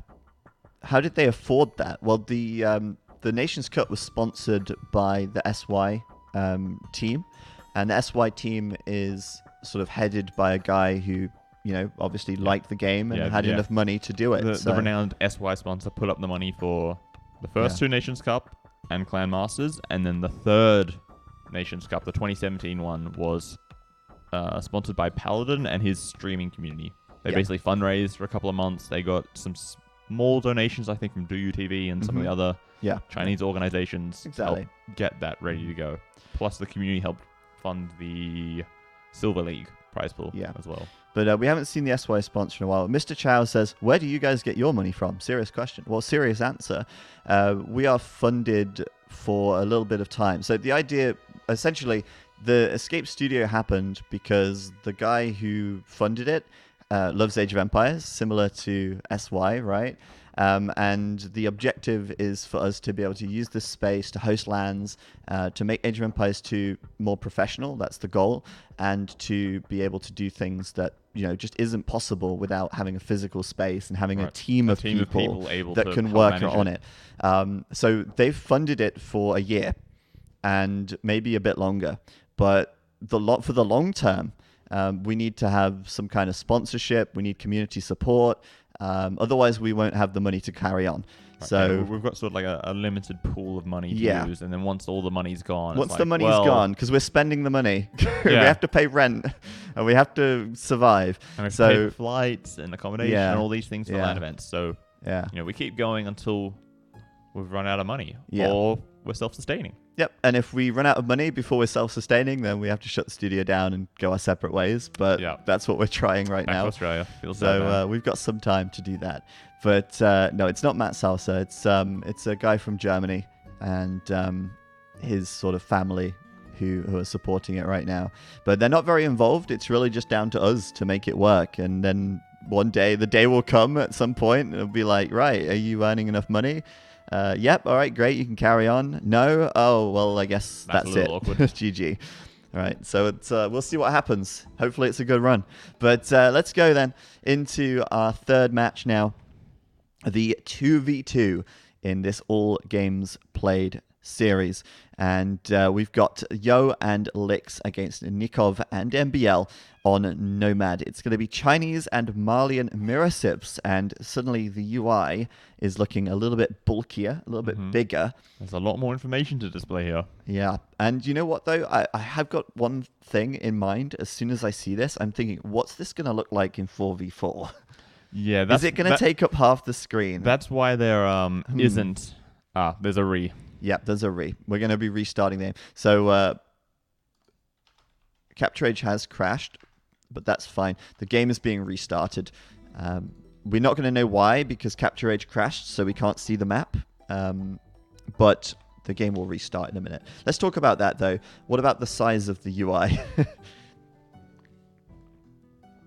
Well, they haven't really worked that out just yet. They'll figure it out. Yeah, Capture Age at the moment. Capture Age, it's only set up for 1v1s and 2v2s at the moment. If you try to watch a 3v3 and 4v4... Oh, they said, is there one re? Yes. Whoops, my bad. They're asking if there's a re. Yeah, Robo's the admin, so he's here doing admin duties while trying to talk to everyone as well. What happens if there's a 3v3 or 4v4? I honestly have no idea. You're so popular. Yeah, I'm just everyone's watching Robo's screen, and it's just like, new message, new message. Sorry, and I'm trying to talk as well at the same time. It's so difficult. God, I can't even remember what I was trying to say. So in 3v3, there's just like, it cuts off, or? I haven't tested it, but they've basically said, just don't do it. Because it's not set up to do that yet. Don't do it. I'm not sure what would happen. The world will implode. The rapture will happen. Yeah, basically. There will be a rip in space-time. And the Capture Age team, they're still working on this, trying to set it up properly. And, when that's ready, they'll update Capture Age continuously to support 3v3s and 4v4s. Yep. And, make all of those settings available. Yeah, apparently... Kuala is saying it was laggy in 3v3. We're actually quite lucky to have a good setup here where we can actually have one PC which runs the game and then another PC which is streaming. So most people who are streaming from home will, with the exception of some, like obviously the bigger streamers have got a dual PC setup, but we have the same thing. So the workload of the PCs is split. So I don't know if we'd be able to handle 3v3 if that's an issue. I don't know if it actually displays it properly as well. Yeah, that's the thing. I don't think they've actually made it. So you wake up in the back of a cart. I hope not. The intro to Skyrim plays. Man, what a great game Skyrim is, really. I loved every second of my Skyrim playthrough. But it's one of those games where I played Skyrim so many times and never got past a certain point, and then I restart. I've never played Skyrim myself. It's not Age of Empires, Robo. Of course you've not. Yeah, exactly, right? Why would you want to play a fantastic If the name game? doesn't have Age or Empires in it, not interested. All right. Except for Hearthstone. I bet there's a mobile game called Empire's Age. With Probably. a picture of a man screaming on the front. No, a picture of a town centre, probably. Yeah, like it's just lifted from Age of Empires. Yeah, one of those games. Some dodgy company in, Yeah. I don't know, some country that doesn't have laws or something. But yeah. How can you not have finished Skyrim? How have I not even played Skyrim? Isn't that the more important Because, Sogom, I play it and then I get to a point where I'm like, oh, this has been great fun, but I kind of want to try something else now. So I'll start again. And I'll play it, and I'll start again, and I'll play it, and I'll start again, and I'll play it again. And then at some point, through a playthrough of Skyrim, you realize that this cave is the same as the last cave. Oh, this is another cave? Meet the new cave, same as the old cave. You know, it's just kind of a bit repetitive, but I don't know. I reach a point where I just stop. And then when I come back to it, I'm like, you know what? This time, I'm going to add loads of mods. So I spend 6 hours adding like 50 mods to the game, you want to get. Getting it to work, and then I play it for half an hour and then call it a day, you know, and then don't touch it again for ages. It's the same with Kerbal Space Program. It's another one of those games where I spend so long modding it, like this is going to be amazing, and then I launch it and I'm like, actually, this is way too hard now. I don't know. Sorry, I'm just doing some admin things in the background. Robo's dealing with some stuff. He's so popular, man. Yeah, everyone sends me messages like, just go away. Leave me alone, guys. I just want to cast some cool games and, relax. What counts as finishing Skyrim? I think finishing the main storyline, Pyro. And a lot of the time as well, because I played the main storyline a little bit with Skyrim, what I'll do is I'll start a new playthrough and I'll be like, yeah, screw the main storyline. I've played it sort of halfway through before. I don't want to play it again. I'll just do side quests. I'll just explore and, use the open world sort of features and whatever. And so I'll end up doing that and then I'll just get bored because, there's nothing to drive me forward, I suppose. Yeah. Are we the host of this Showmatch? Well, not really. Robo's adminning it, so Robo's responsible for making it work. Yeah, I'm working with the Capture Age guys, to organize the players and the settings and make sure it all runs properly. But they are sponsoring the prize pool. They obviously made Capture Age for us to use here, and everyone's just casting it to promote Capture Age and say, hey guys, this is awesome thing that's more widely available now. Get in here and watch it and exclamation mark Capture Age in the chat or exclamation mark CA. Oh, there you go. That works too. Perfect. Oh, that link doesn't work. The speedrun is 25 minutes. Can't you speedrun Skyrim by skipping a huge portion of it? I guess it depends what kind of speedrun you're looking at. But anyway, it looks like our game has relaunched. Oh, the joys of live games. And your Age of Empires crashed. My Age of Empires crashed. I'll try again. Just give me a hot second here. It does that sometimes. It can be a little bit unstable. Cannot spectate. Joined too late. I would assume that means that there's been a restart? I think there might have been another No? Game 34. Oh yeah, they're back out of the game. All right, they did another scrap that. There wasn't a game. They called another so we're going to fill time for a little bit longer while we wait for them to restart here. Classic live gaming. Oh yeah, that's just what happens. We didn't even get to see the map because it crashed. Well, I can see the map on my monitor. Well, we could show them the map, I guess. But I don't have Capture Age though, so you're going to be disappointed. Let's go not back do to that. the old version. Who cares about the restarted map? It doesn't matter because no one's going to play on it anyway. We're not going to see this anymore. So AM used a and SY have already used a So we're going to be backing out and we're going to be starting again for the third time. Hopefully this time will be the last time. Or it will be the last time because there's no more Rees available. So they have to play this one. There won't be any more Rees. Okay, right? Sorry. I thought you were looking at that message from no. ACCM. No, that's fine. I'll. You don't worry about that. That's for me. Yeah. So, we're going to be resuming soon. They've already launched again, so we'll be able to get our next restart going. That's just one of the things with live games. You have to sit through the restarts. You have to wait for the games to be or the players to be ready, and them to launch through. But once we get there, we'll be in and we'll be sorted. But yeah, tell me more about the speedrun of Skyrim. 42-minute speedrun. Had some skipped quests. Light speed travel. Ooh. That sounds like a glitch. And teleporting? Oh. Who played the first game? The first game was Nikov vs. Lix on Arena, and the second game was Yo vs. MBL on Arabia. And then now, both players per team, Nikov and MBL versus Yo and Lix, playing 2v2 for the next 2 games. Yep. So, we'll have all 5 games played, no matter what happens here.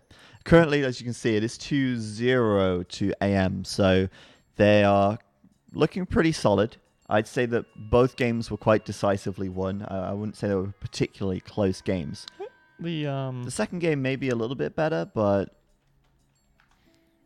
the first one definitely very one-sided in favor of I think the Nikov. second one was fairly close. The first one, Nikov was just way ahead of Lix, as we saw. But I feel like 2v2 Nomad really plays into the Chinese team's hand. Yes, I think so too. The Chinese players, community they just play a love lot of it, Nomad. for sure. That's true. Whenever you see Voodoo, there's always some 2v2s, 3v3s, 4v4s, even 1v1s from just Chinese players playing Nomad with normal AoC, Wallow Kingdoms, whatever, because they can't get enough of it. Honestly. Absolutely, yeah, for sure. And I remember casting so many Nomad games. It was always like Vietnamese or Chinese or basically generally Asian players. It seems very popular with them. They love the crazy, chaotic starts. Yeah. And whoa, my capture age is bugged. Press F8. F8. It's restarting. Is it fixed? Yeah. Okay, it's good. All right. So, hello everyone, and welcome to game number 3 between AM and SY. We did have 2 restarts now, so this should be the third and final attempt. So this should definitely be the game that we get. We're on Nomad for game 2. Here it is in all of its Nomad glory. Players, of course, starting with no TC. They have to build that for themselves and find a suitable location to do it.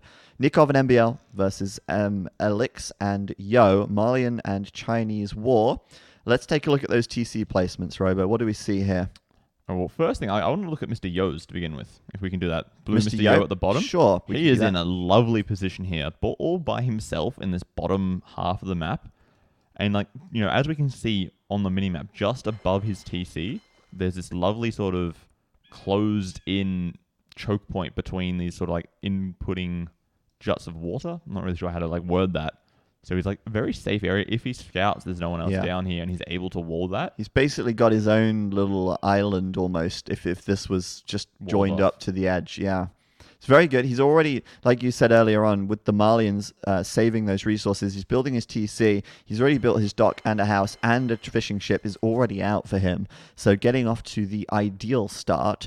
Whereas we look at Malian player on the other side, MBL, doesn't have the fishing ship out yet. He's just built the dock now at the north, hasn't trained the fishing ship yet. Just so we'd say Mr. Yo's got off to a slightly better start here. Oh, 100%. I'm trying to find his TC, actually. Where is it? Just south of Lix. Oh, there it is. I see. Yeah. Okay. So, this is actually going to be really interesting. Oh, and there we see Lix flaring. Lix has found it. So, yellow and red, they are within a screen of each other, at least at this resolution. If we zoom out, everyone's in a screen of each other, Robo. Well, yeah. At that resolution that we were at. But let's just quickly go through this. So, you've got Mr. Yo at the south, great TC location. Lovely His spot. teammate, Lix, is over here to the left. So, they are on opposite sides of the map, and between the 2 players, you have MBL right here, kind of closer to Lix, but sort of between the 2 of them. And then finally, off to the north of the map, sort of all on his own, you see Nikov. And the thing that I'm seeing the most about this game, or this map, is the how do I do chat You off? have to tab back into Oh, standard Age of Empires. okay, I'll do that after. But the thing I'm seeing the most here is the gold positions. If you're just looking at the minimap, for example, look at where the gold is. You look at Lix's base, That's a I lot see of stone, Oh yeah. but I don't see gold. I look at MBL's base, I see stone, but I don't see gold. I look at Mr. Yo's base, I don't see anything but food and wood, and with a little bit of gold at the south. And one stone next to his TC. And then look at that's Nikov. Look He's at got this. everything. He's swimming in the stuff. He's got all this gold here. There's 31. There's a lot of. There's 28,000 gold on my screen right there. Oh boy. That's all within very close distance to his TC. And all of this gold up here as well. 24,000 gold to the north. It's all in Nikov's zone. Yeah, if he's able to just spread out, drop TCs, start booming away. If he gets to the late game, there's going to be Bombard Towers, Castles, Chukonus, everything you could ask for. If he all over can the lock map. down that gold, they're in a great position. For sure. And the lifeline here for SY is the fact they have got the gold down to the south for Mr. Yo. And of course, there's 4,800 gold there. But yeah, I'm worried about MBL's position here. Obviously, he's sort of between the two players, and there's a lot of stone next to Lix. So Lix could be very tempted to do some kind of a trush. Although with the Chinese, I feel like, generally speaking, don't really want to be trushing too much. I think just sort of like... I feel like it's probably worth it though, because Yeah, if he scouts enough of his base, like if we could check Alt D and then just see how much scouting the players have done between them, Yeah. like he can probably. Well, actually, we'll look at... that there's not a lot of resources near his base, because Chinese, they're really good at scouting. Look at him go around. He's found stone. He's found wood. Not a lot of anything else, and he knows his opponent is He knows where he away. is, yeah. Mm-hmm. I would 100% be trushing this. Okay. And Chinese should be up slightly faster than the Malians. Depending on the food that they can secure, but yeah. Most of the time, they should be up slightly faster. Yeah. He's just built his dock, for example, here. Look at MBL, and we know already that he's got his dock with 3 fish. So he's ahead in fish, which can make a difference. Obviously, he's going to be a little bit ahead in Vils as well. Behind in Vils. Behind in Vils, but ahead in fish, so it's sort of equals out. But he's dropping a second dock. Oh, yeah. MBL's having a really good start here, I think. Well, this sort of implies that he's not trying to up quickly. Because the second dock means you're going to have a lot of villagers on wood, not a lot gathering food. I guess that makes sense. He doesn't have a lot of food. Well, that's the thing, right? Why is he not, going up quickly? Well, he doesn't have the food to go up quickly. He can see there's deer. I would be going for that. He could be milling shorefish, for instance. There are ways to get up quickly. You don't have to have, that glorious start. You could mill of here and boar. take this deer and the 2 shorefish, for example. That could work. And what about the rest of the deer? Is there any more deer? I don't see any. There's just one deer. Single deer. There is 2 boar down here, but he's not scouted them. And so MBL is a little bit hard pressed for food right now. And I guess you're right. I mean, there is, 400 and 540 food available here if you built a mill, for example. Mm-hmm. But we see Lixie, he's coming forwards. He's already walling him in a little bit. And if Lix walls out that stone to the left-hand side... This one, yeah. Then MBL is going to have trouble if a trush comes in. But what about Lix? Can Lix get up to the feudal age quickly? I mean, is he in a position at the moment? He's got the least villagers in the game. He does have a boar under his TC though, which is very good, and he just still have a few sheep left. But I think that he's also got to be a little careful to get up quickly, because otherwise MBL is going to have a lot more fish than him, and could end up sort of taking over water as well. That's a fair point, but maybe Mr. Yo can come over there with some fire galleys and clean him up. Oh, we do see a mill coming up here. He's milling 1 fish instead of 2 or 3. He knows they're there, right? He knows 2 of them are there at least. Yeah. He knows all 3 are there. Yeah, that's just strange. Very strange. Oh well, MBL, we're going to figure that one out. And Nikov and Yo, let's take a look at them. Nikov's up to feudal already, actually. That was pretty quick for him, but as the Chinese, you'd expect him to be up pretty quick. But also, having 2 boar, having plenty of food around near his TC is good. And on the water, he's got... Oh, I pressed hotkey to go to dock and it didn't work. Yeah, lots of the hotkeys don't work because Capture Age. Yeah, right. But over. He does have 2 docks on the right side. He does have a few fish. So he has got the least number of fish in the game, but he's first up to feudal at the moment. That could be quite good. He's moving out onto Golden Wood, so it looks like he's going to play for water control. It looks like he'll be adding the extra docks here and then trying to do fire galleys onto Yo, who's actually got 11 fish right now. and is also going to be following him up to the feudal age. But look at this. Of all the players here to get up to feudal, it's Lix who's last. Well, I guess I can't predict anything. But he has also... Oh, is he going to finish that wall off? He might. MBL sees him coming in. Oh, wait, he doesn't. He doesn't. He actually didn't see him. I thought he saw him there. I thought that was why he turned around as well, but... Ooh. My question is, what's MBL going to do? He's got no gold. He's got no stone. Well, at the moment, he's moving his vills out to wood. I'm guessing he's going to go trek over the map to get gold somewhere, perhaps. Look at Lix. He's mining gold right up in the north of the map, sending his villagers on a huge trek just to find it. And yeah, I mean, if you consider that, he's going to have some gold at least. But MBL, he's not even sending vills out toward gold. He's just going to take the stone. And building a third dock as well. Yeah, maybe he'll be selling stone, perhaps. He's got the mill, so yeah, he can afford to make a market. Okay, now he's now discovered we're going to the see walls. some trush by the looks of things. He'll be up before Lix, and the other two players are up now. We're going to see on the water the two fire galleys coming forward from Nikov, and he'll find Mr. Yo's dock. Mr. Yo only has a single dock here, But so he's he's up to castle. going to struggle to defend his fish. But like you say, yeah, Castle Edge is in. Yep, he's just doing the straight sort of FC, as it were, while Oh, and Nikov that dock's is getting instead denied. fighting on water. Oh, that's funny. I Yeah. think there's a little sail bug there. Yep. That's Capture okay. knows about it. The flags just don't sort of sit in the right position sometimes. It's all right. I just want to know, I want to get rid of all this. I don't want to hear people typing in the chat, like, why? Let me do... Right. Sorry, guys. I wanted to turn the chat off, and that's the only way to do it. But, yeah. So Nikov should be able to kill some fish here. Obviously, 2 docks against 1. But that castle time from Yo is going to be blazing fast compared to everyone else. And I wonder what he's going to do with that. As the Malians, he could be going for some night raiding, perhaps. At the moment, though, it's just a market blacksmith. And MBL coming forwards to trush him. Perhaps. He's got the one tower to break through the wall, got outposts trying to scout around. He's see doing a what's double here. trush, I think. He's going to try and trush the north side as well, perhaps, with those 2 vills. And Lick's up the castle really fast as well, compared to both of AM. Right. So both of the SY players just doing semi-straight fast castles, while both of AM are going for feudal aggression, either fire galleys or towers in this case for MBL. Yeah, and the feudal aggression for Nikov's working very well. I would say that the feudal aggression from MBL hasn't been very effective. He's killed 1 villager in a little villager fight, right? But he hasn't dropped a tower on Lix, and Lix has not been punished for this fast castle. Right, and Lix is just going to drop a castle in his face. Looks like it. And I know what I'd rather have. 1 castle over... No towers? Yeah. One I mean, is greater than 0. Even if MBL had done 2 or 3 towers, I think I'd still rather have the castle later on than for have sure. the towers early. It's just right? the towers in Mr. Yo's base that might become a problem. The towers in Yo's base could be an issue, but Mr. Yo is also castle, remember? So Siege he Workshop. can easily deal with them if he wants to, and he's going to do a siege workshop. So yeah, I think he'll be absolutely fine. He's also saving for a castle of his own, perhaps. He does have 400 stone nearly already, and so the castle from Lix is going to be coming in as soon as he hits the castle age. He does have enough resources for it already. Oh, by the way, Lix's gold mine that he's on, that's behind Nikov's walls. It's actually been walled in, yeah. He can almost. escape. He can escape here. You know, but if Nikov doesn't scout it, like if Lix pulls him away, don't lure him near the mining camp, please. Yes. Yeah, he doesn't Keep see going it. that way. Maybe, just maybe, Nikov doesn't realize that there's this clandestine That's mining brilliant. camp in the back of his base. That's quite funny.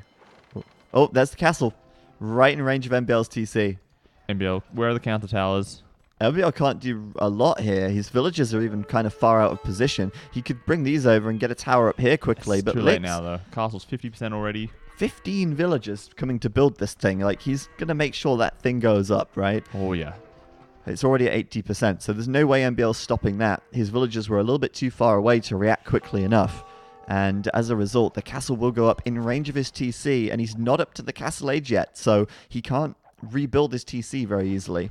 Oh, and he's selling resources now, trying to click up the castle. He's just managing to get it. That's risky. But I think he should be able to reach castle before the TC goes down, Well, because it keeps targeting the houses. It would help if the castle was attacking the TC. But what if Lix was to garrison Chuko Nu inside the castle, and then... Actually, it wouldn't make a difference. Chuko Nu don't add any arrows to the castle, so... There you go. The more you know. And Mr. Yo in the Castle Age now got fire ships. He's got the War Galley upgrade, and maybe he's going to be able to contest water again. Yes, he's lost his fish, but Lix still has most of his fish alive.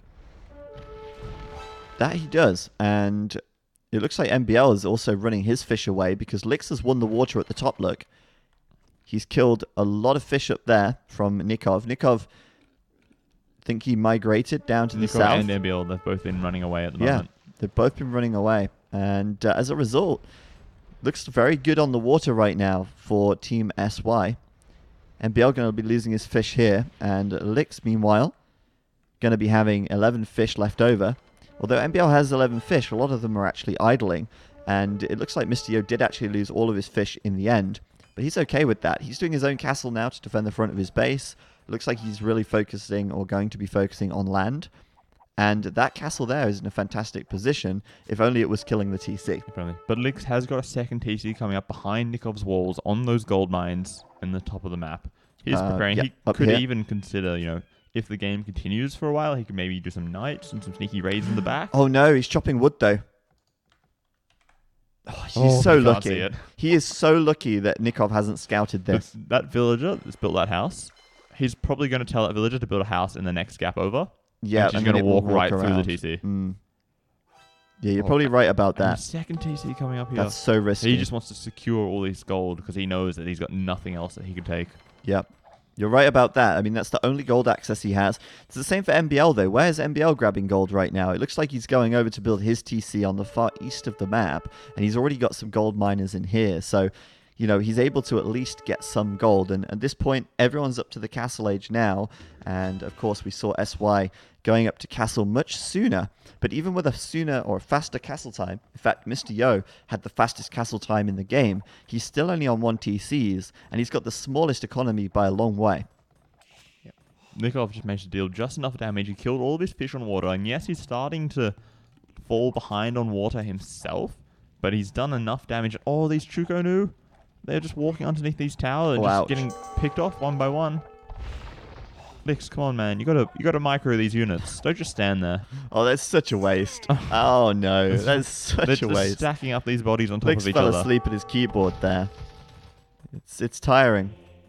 But that villager's still standing there. So Lix so far is getting away with this. He's actually now got a forward on Nikov. He's got a monastery. He's building a siege workshop, and we do actually see Nikov make a siege workshop here, so I'm guessing he's scouted it. Well, the Chuko News busted a hole in the palisade wall. And so he's reacting to those. He actually still hasn't seen it. He still has no idea. It's there. That's insane. I thought maybe he'd seen it, because you see that dead mangonel. Now it's just firing off the Chuko News. It was so close. Oh my goodness, he doesn't see that farm, by the way, for those of you wondering. So he actually has no idea still, and now double monastery from Lix. Monks coming out. We're going to see siege coming out here as well. And is Nikov going to see this? Not at all. I don't think he is. And now we see AM, they're sort of just being funneled into this one corner of the map. Admittedly, it is an incredibly good corner of the map to be in. It has so much all stone, the gold, the gold. But really, other than this lumber camp here from MBL, it's all on the right-hand side, which is giving them sort of some free space for SY to try to boom away a little bit in safety. Yeah, I mean, they can boom a little bit. I mean, you say in safety, Lix has built his boom in the back of AM's base right now. It's likely to be fairly safe. I think you're right. I mean, at this moment, though, he's going to come in. There's 2 mangonels there, but here comes the monk, and he's got redemption. So he's going to try and convert the mangonel. 1 tick, doesn't manage to get it. Maybe he can get the next one. He's going to sit under the tower now. The tower, though, will be enough to send Lix back for the time being. And MBL, meanwhile, has very little military. In fact, all players have very little military. But MBL doesn't seem in a position to help his teammate out with this one. Nope, he's very much just focused on economy at the moment and saving for a castle. And Lix is going to do another castle. I think he's going to try and put a castle here. There it is. Right there. That's a nice one. And that's going to be the second castle in range of an AMTC right here. Oh, boy. SY, the Bringers of Chaos. Nikov doing guard tower. Better put a guard tower up right here in a second or two. Otherwise, this castle's going up. And I don't think he's even going to react to this. He's not even showing any signs of a reaction. He's just going to guard tower up the rest of his eco and hope for the best. Thinking about coming forwards, and he's deciding, nope, let's not try this. That's huge. Lick's playing so well here. I love this play from him. Oh, by the way, He's got the biggest eco as well for the record. Yeah. Lick's up to Imperial Age. Oh, very nice. This is insane. What a player. I mean, there's also been some action on the water going on, which, you know, it's sort of... It's one of those things you can't really keep paying attention to absolutely everything. But the water is always sort of happening in the background. We see a little bit of fireship on fireship action. Not too much happening there. NBL fishing safely here, though, which is good. And Lick's still been fishing all game in this corner of the map. Like we said, up to Imperial Age, 3 TCs. He's going to have Trebs and Monks pretty soon. He's just going to start taking down these towers, taking down the TCs. This is going to be huge, man. I wonder if maybe Mr. Yo will sling him from this position. I mean, I almost feel like that's a really good idea because Mr. Yo's under no pressure. He's in no heat. And Lick's having a few more resources back here could be absolutely huge. I feel like Yo might be preparing a little bit of a push towards NBL's new TCs. Around here? Yeah. Yeah, you're right. There's some Gabeto out. Gabetos and then soon Mangonels, just to make sure that any pressure that Lix is doing isn't the only focus of AM's team. They have to worry about this other annoyance in the back of their base. Absolutely. We're going to see MBL as well, building his castle right here, and here comes Mr. Yo to try and deny it. If he can pick off the Mangonel. Oh, good shot from the Mango. He could maybe try to build his own castle to deny the castle. But I think he can still deny this. If he builds his own castle and uses the Gabeto to attack the Vills, he can. Okay, and there you go. Who's making a Mangonel first? Both of them. And Yo's going to get it. Oh, that is so big. That's so big. He's won this now. He's won this castle. Oh, that is so good. NBL just targeting the Gabeto instead of the Mangonel. That is so Nikov, good. maybe he can come in and save the day. But at the same time, Nikov's now having a second castle dropped on him. Oh boy, this is insane. Oh, this is amazing. And that castle's got to go up, man. That has to go up. Surely. There's a lot of Mangonels 80%. and the towers and all Mangonels on all sides. Oh, he's got another trade, though.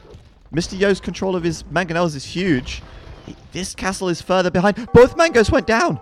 Oh no! And NBL losing villages? He's going to get the castle. It's up. Yo's got it. It's up. And that castle's going to get denied at 88%. Oh no. And that's it. GG. NBL's out. He's calling it. Yep. Oh my god, what a game. Oh god. That was over in an instant. And NBL just like, it's not even like that was a doubt castle in a way. It was like, I'm going to build a really sensible castle in range of my TC. Right in front of my TC, defend this gold, my very small eco. I'm going to defend it. And just like that, the game is over. The game is done. And so is Capture Age, apparently. I can't move the screen. I think you might have been spec kicked. Oh, wait, was I spec kicked? No. Maybe. No, I'm still in the game. Did Weird. crash? No, AOC's not crashed. I can still look around the map on AOC. That's strange. But yeah, I mean, that was just amazing, really. Licks with that back base inside of Nikov's base, which was never got scouted. The push from Mr. Yo essentially ending the game right there. And, I mean, just what a great game from SY. They were in a fantastic spot. Licks, though, really the MVP for me. This castle on NBL's TC here. The two castles on the back of Nikov's base. Right. And he has the biggest economy in the game and the first to imp. And he's in the position to deal the most damage. Yeah. He was just like MVP of everything. MVP of everything. Let's take a quick look at the achievements of that one. There it is. Oh, Capture Age came back in the background.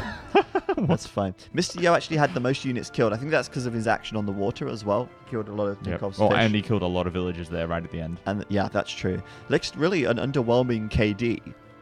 But, I guess it's 2-1, but I mean, like, he didn't get many kills. A lot of buildings destroyed, though. I think moreover, it's really due down to the positioning and his like sort of potential in that game to do damage. Almost all of the stars for resources collected. Fastest Imperial time, in fact the only Imperial time. Lots of techs. And the villager high. 3 castles. That's the timeline as well for anyone who wants to see that. You just see it just sort of drop as Nikov and NBL are losing villagers right there at the end. Yeah. Man, what a cool game that was. Well played to SY, and as always, Nomad doesn't fail to bring the excitement, that's for sure. Oh, 100%. And as Cortex is saying in the chat, just by having lots of gold doesn't mean you're going to win. No. It's all about how you play the map. You still, if you have all the gold, everyone's going to come and try and take it away from you. Oh, for sure. And if you don't defend it, then you've got a problem. It's kind of like in what am I trying to say here? In Gold Rush. Like, you could be the first player to the middle. Doesn't mean you're going to win the game. Oh, no. So, yeah. Like, you can build a castle in the middle, but if the enemy gets to imp first and they trip it down, then, well, what was the point of the castle, right? Yeah, that's true. So let's talk about game 4. It's going to be 2v2 Gold Rush. That's why I used Gold Rush as an example, of course. And we're going to see Spanish and Slavs for both of these teams. Spanish-Slav mirror. And you can now vote on who you think is going to win. 1 for AM, 2 for SY. You can vote in the chat now. Type a 1 to vote for AM. Type a 2 to vote for SY. If I could vote, I would vote for SY. Well, you kind of already did. You technically have, I guess. EscapeAoE has already typed 2 in the chat. But yes, everyone's voting for SY at the moment, it seems. But 1 or 2. Channel, 1 for AM. 3 doesn't vote for anything. 1s or 2s only, please. Type 3 if you want us to end the stream. What happens if everyone says 3? Then too bad. Oh, Ham just wants to go home. Yeah, right. That EscapeAoE doesn't count. It's not me. He just wants a lazy Damn day you, at home. James. Now look what I bet done. 3 is going to get more votes than the poll. That's not how this is supposed to work. This is not how any of this is supposed to work. Oh. All right, Spec delay is starting to count 90 down. seconds to go. So, Spanish and Slavs. Spanish, they're probably going to do FC Conks, right? Mm-hmm. What are we expecting from the Slav player? Scouts, Knights, Sling maybe? Yeah, Scouts Knights, definitely. Gold Rush can be quite open. Sometimes it can be really closed. It just depends on how the map generates. But then also, controlling the middle with Knights can be good to raid. And then also, they can kind of do Knights and Boom at the same time. So Knights is generally the unit of choice for the Slavs. But after that, yeah, I mean, it sort of depends how the game develops. Against the Chinese, not against the Chinese, against the Spanish, if there's Paladin in, they could consider doing Halb. Halb Siege, yeah, most likely. Halb They're going to Siege is switch always to in good. the game. And if there's Paladin in, Conks, then, could be a little bit more difficult, but Let's they'll just do find chat a way. off before we get into the game. Yeah, I'm going to do that now. So chat is off, Capture Age is on, and we are in to game number 4. It's currently 2-1 to AM. Each game is $50 to the winner, and they will play all 5 games. We are here in game number 4 now with SY against AM, and with Mr. Yo and Lix spawning to the north, while the AM team, Nikov and MBL, spawning to the south on Gold Rush. And as we said, so we've got Spanish and the Slavs. Lix picking the Spanish. He is, I think, well known as being one of the best Spanish players in the game. Mm-hmm. Through all the many, many tournaments that SY has played in, he's always been their Spanish player. Whenever, Spanish is a civ that they're choosing to pick. Arabia, he was that sort of crazy guy doing all the towers and then switching into Conks late game. He's got some pretty good Conk micro. I think his eco is really on point for knowing what to do to get your Conks out and then get up to imp quickly if he needs to, or boom behind it. And Mr. Yo being possibly the overall stronger player, taking the more rounded civ, he's able to boom if need be, or go heavy into military. Boom, boom, boom, shake the room. Boom, boom, I want you in my room. Tick, tick, tick, tick, boom. Yeah. Yo, capable of doing a good boom. But he is going to have a little bit more of an open map. It's not terrible. I was just sort of looking at Lix's map there. Just look at that mini map, right? Such an easy wall. What is he playing Black Forest here? Like, just look at this. Look at these wood lines, right? This is insane. I said before, like, sometimes you get a really wallable map, and sometimes you get an open map. Well, if we want to see... This is the most wallable map I've ever seen on Gold Rush. If you want to see a really open map, I would suggest taking a look at Nikov. Yeah, this is the complete opposite end of that spectrum. Yeah. If Nikov's TC spawned back here... It would be amazing. Yeah, but it's here, right? And it's very open to the front of the map, very open to the desert area, which is very... Oh, and look at that. That's his open. Second gold all the way out there in the middle. That one. Yeah, that is one of Nikov's personal golds, and it's halfway between his TC and the middle of the map. Yeah, it's pretty bad for him, actually. MBL, down to the south, he's going to be playing as the Slavs in this one. Has an easily wallable map. Very easily closed. This gold here, a little awkward, but very easy to wall still. And yeah, Nikov just doesn't have a great map, does he? I mean, Mr. Yo's map is also quite open on the front, but not nearly as open as Nikov's. And at least his gold isn't halfway across the map either. It's still exposed, but it's not. It's not here, right? For sure. There's a big difference and there. That huge forest to the left of Mr. Yo's base, like that is such a nice easy wall. He's got all that space in the back. He's got that one extra stone back there. He's got so much area to boom in, get farming eco going. Absolutely. So for Yo, his map isn't as bad. I mean, to be honest, Nikov does have space back here as well. Not as much. It's not space. too bad. But all things considered, I do like the maps for SY a little bit more. Interesting walling from Lix. Does he not know that that's open? I think he's maybe not scouted it too well because... No, he can see it. Is he just not realized? Imagine if he leaves that hole open and then just 20 knights run into his base.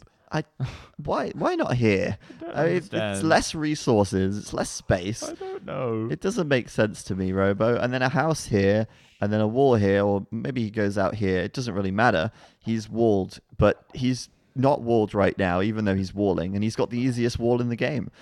Man, MBL already prepared to wall and close off here with his houses. He'll be closing that, and then the left side's pretty closed as well with this side. Not bad map for him. And then in the center, the gold, it looks fairly...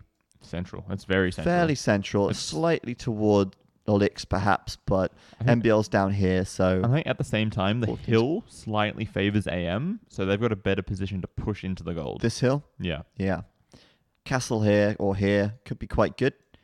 Allow them to push down, you're right. But we'll see about that later on. I mean, it's not always guaranteed that you're going to see players... necessarily going straight toward the center. They can last a little while with the gold they have in their base. I mean, if you look at how much gold they have in their base, it's 5,600. Right, that's enough to get to Imp easily and afford some number of military units. It's not too bad. And Lix is I don't know what is going on with Lix right now. He was mining some stone. Well, Spanish. He wants to get into Conks at some point. But, yeah, sure. But he's... now walling up with a gate here, but he's still open. He just realized, the scout just running through this. There's a hole. Whoops. There you go. Sorted. And I would still go out there and make another wall. Like, why would you not wall that tiny little gap out the front with one house? Yeah, you'd think so. But definitely taking his sweet time here. Going to be fast castling in this one. And it looks like Nikov will be doing the same. He has walled up the front of his map. It's quite a lot of walling, but he's done it. And... He'll be complete in the end. And Mr. Yo's going to steal 2 turkeys as well, which is annoying. But not the end of the world. He's going to go hunt his deer, and that'll be just fine. But yeah, he's going to be up a little bit later than Lix by the looks of things. Mr. Yo and MBL going to be up at the same time, probably going for scouts, the both of them, looking to try and raid what they can, looking to just take some map control where they can. Maybe snipe off some stray monks or villages as they move around later in the game. Yeah, you never know what you could achieve with a few scouts. For sure. Just at the moment, though, Yo, the only player who isn't really walling up his base yet. No, not really. In fact, his wood line's quite raidable. Yeah. I assume he'll wall this up now that he's in feudal age, but it feels a little odd. Like, we see every other player's already fully walled, and he's just like, I'm okay. MBL's closed, Nikov's closed, Lix is obviously closed, and Mr. Yo is the first person to potentially be raided here. We'll see. He has made a spearman, and he's actually sending it out with 2 vills. That's interesting. Is he going to try and tower rush Nikov and try and deny that gold? How much scouting information does Yo have of Nikov's base? Has he seen where the gold is? No. But he might. I mean, I guess he's seen the horrible walls, so he knows Nikov has a bad base. And he's killed his scout as well, which I didn't notice earlier on. Maybe a tower on the berries? Because that would really screw up an FC if you no longer got that food source. Yeah, a tower here. And then also a tower here. He sees that mining camp now, and he knows he's not going to be... Oh, yeah, that's Slavish bonus. Free tracking coming in useful. Actually, yeah. And there you go. Maybe he puts the tower right in this corner. No, he's going to put it here. That's still a decent place. It will range the gold. And the berries, almost. Maybe get the berries. I'm not sure. Has he scouted the second gold? The one out in the middle? The one here, yeah, he sees that. So he doesn't know if this is going to be stone or gold, but either way, it's a win because Nikov is going to be on either of those. But here comes MBL. I was going to say it's up to MBL now to come and save the day, and he does come in pretty quickly. There is a spearman in here, though, and that's enough to send those scouts packing. But maybe Nikov can get the counter tower. The counter tower from Nikov, this might be enough. Only one villager to build this. And Spanish Vills, even if Yo's tower does get up, it won't be able to stop. And he can Vilbash that from the inside of his wall as well, which is very good. So I think this is going to work out very well for Nikov. And yeah, that's it. Bailing. Oh, look at that. So Man, nice. He got there just in time. Yeah, good to build work. that tower. MBL, perfect teamwork there, getting in there. Very well done. And MBL now going to be pretty pleased that he got those scouts out and able to sort of help his teammate. That would have been a disaster if Nikov hadn't got the tower up, but it will slow down his castle a little bit. Now, look at this. Lix is just on form. He's up to castle already. He's almost got the stone he needs already. But he's going up with 26 vills, which is early. Very early, but this is so risky that he's going into the middle of the map with his villagers, presumably for a forward castle on the straight hill in the middle here. But They've MBL, X'd this hill. He knows that MBL's making scouts, right? Well, Yo should have said, hey, the other guy is making scouts. Yeah. Be careful. And I think Mr. Yo should be coming over to help him. But MBL scouted this now. I think, though, with the villagers and the scouts from Mr. Yo, I think they'll be fine because they can fight with the Vills, they can fight with Yo's scouts, and it will then be 2v1. So I don't think you're stopping Lix getting this castle. I think you're going to know it's happening, but I don't think there's going to be much you can do about it. MBL's going to try and take the hill perhaps or regroup, but with Lix's scout in there as well, they don't feel confident taking these fights. And there you go, the castle on this hill here, which is the best place, I think, for a castle on this map. It is by far the best one. And it's on AM side. So if AM tries to push in, well, there's a castle in your face. Yeah, and he's being very sensible as well, walling in the vills just to make sure that he can't get raided by the scouts. Closing that off quite nicely. Oh, maybe not. Maybe not. And he's walled out the scouts. I thought he'd put more health on that. Oh, no, that's a disaster. Those vills going down there, and the scouts from Yo can't get in because of the walls. All the villagers, oh, no. all the vills are dead, almost. Lix, I can't believe it. One villager. Oh, and Mr. Yo just can't get in there. That truly is the highest form of Doubt Castle. That is such a throw. It's not even 50% built. That is unbelievable. Okay, we're going to see Lix. He's going to send all the boys in now. All the villagers are coming in. Oh, my goodness. Look at them come. I can't believe that. If he'd have finished that palisade gate, I was like, he's being so sensible, walling them in. He's done the right thing, and then Capture Age crashes. And I think Capture Age doesn't like it when there's a pause in the game. Yeah, Capture Age just crashed on me. So we'll have to restart Capture Age. Yep. And it looks like the game is maybe paused as well. Yeah, the game is currently paused. They posted a thing in their Discord that when the game pauses at the moment, it causes Capture Age to crash. Right. But it's okay because we're not missing anything. The game has paused. And hopefully Capture Age will be fine. Yeah, there we go. All right, we're back in. So resuming where we left off. Sorry about that, guys, but we did just have a little pause in game, and it caused Capture Age. Oh dear! Don't say that. Don't Capture say that. Age to crash. Sorry, we love you, Capture Age, but when it crashes, well, not so much. No, it's all good. Still in beta, guys. But yeah, that's just huge. Now, MBL, look how many spearmen he sent forward now as well, just to prevent Mr. Yo. To make sure it stays defended. Coming in here. Amazing stuff. And he's up to Castle Age himself. He's getting scale barding armor. Lix sending all these villagers in. But Nikov, he's already got his castle coming up at home. There's going to be conquistadors coming forwards to deny this castle. And if this castle doesn't go up, it's GG. Like, it's such an investment. It has to pay. It's crashed again. So I think there might be another pause. Oh wait, no, it's resumed. Okay, it just froze. My bad. But yeah, I mean, if he deletes that castle, he'll get about 300 stone back. Which is not enough. It's not enough for another castle. And there's now conks out for Nikov. This is looking so good for AM. I can't believe how absolutely, it's so critical, right? That he gets that castle up. And here we go, the monk now coming in a bit far away. We're switching into monks and spears. If you can't do conks, you make monks and spears, guys. This is the backup plan for Lix here.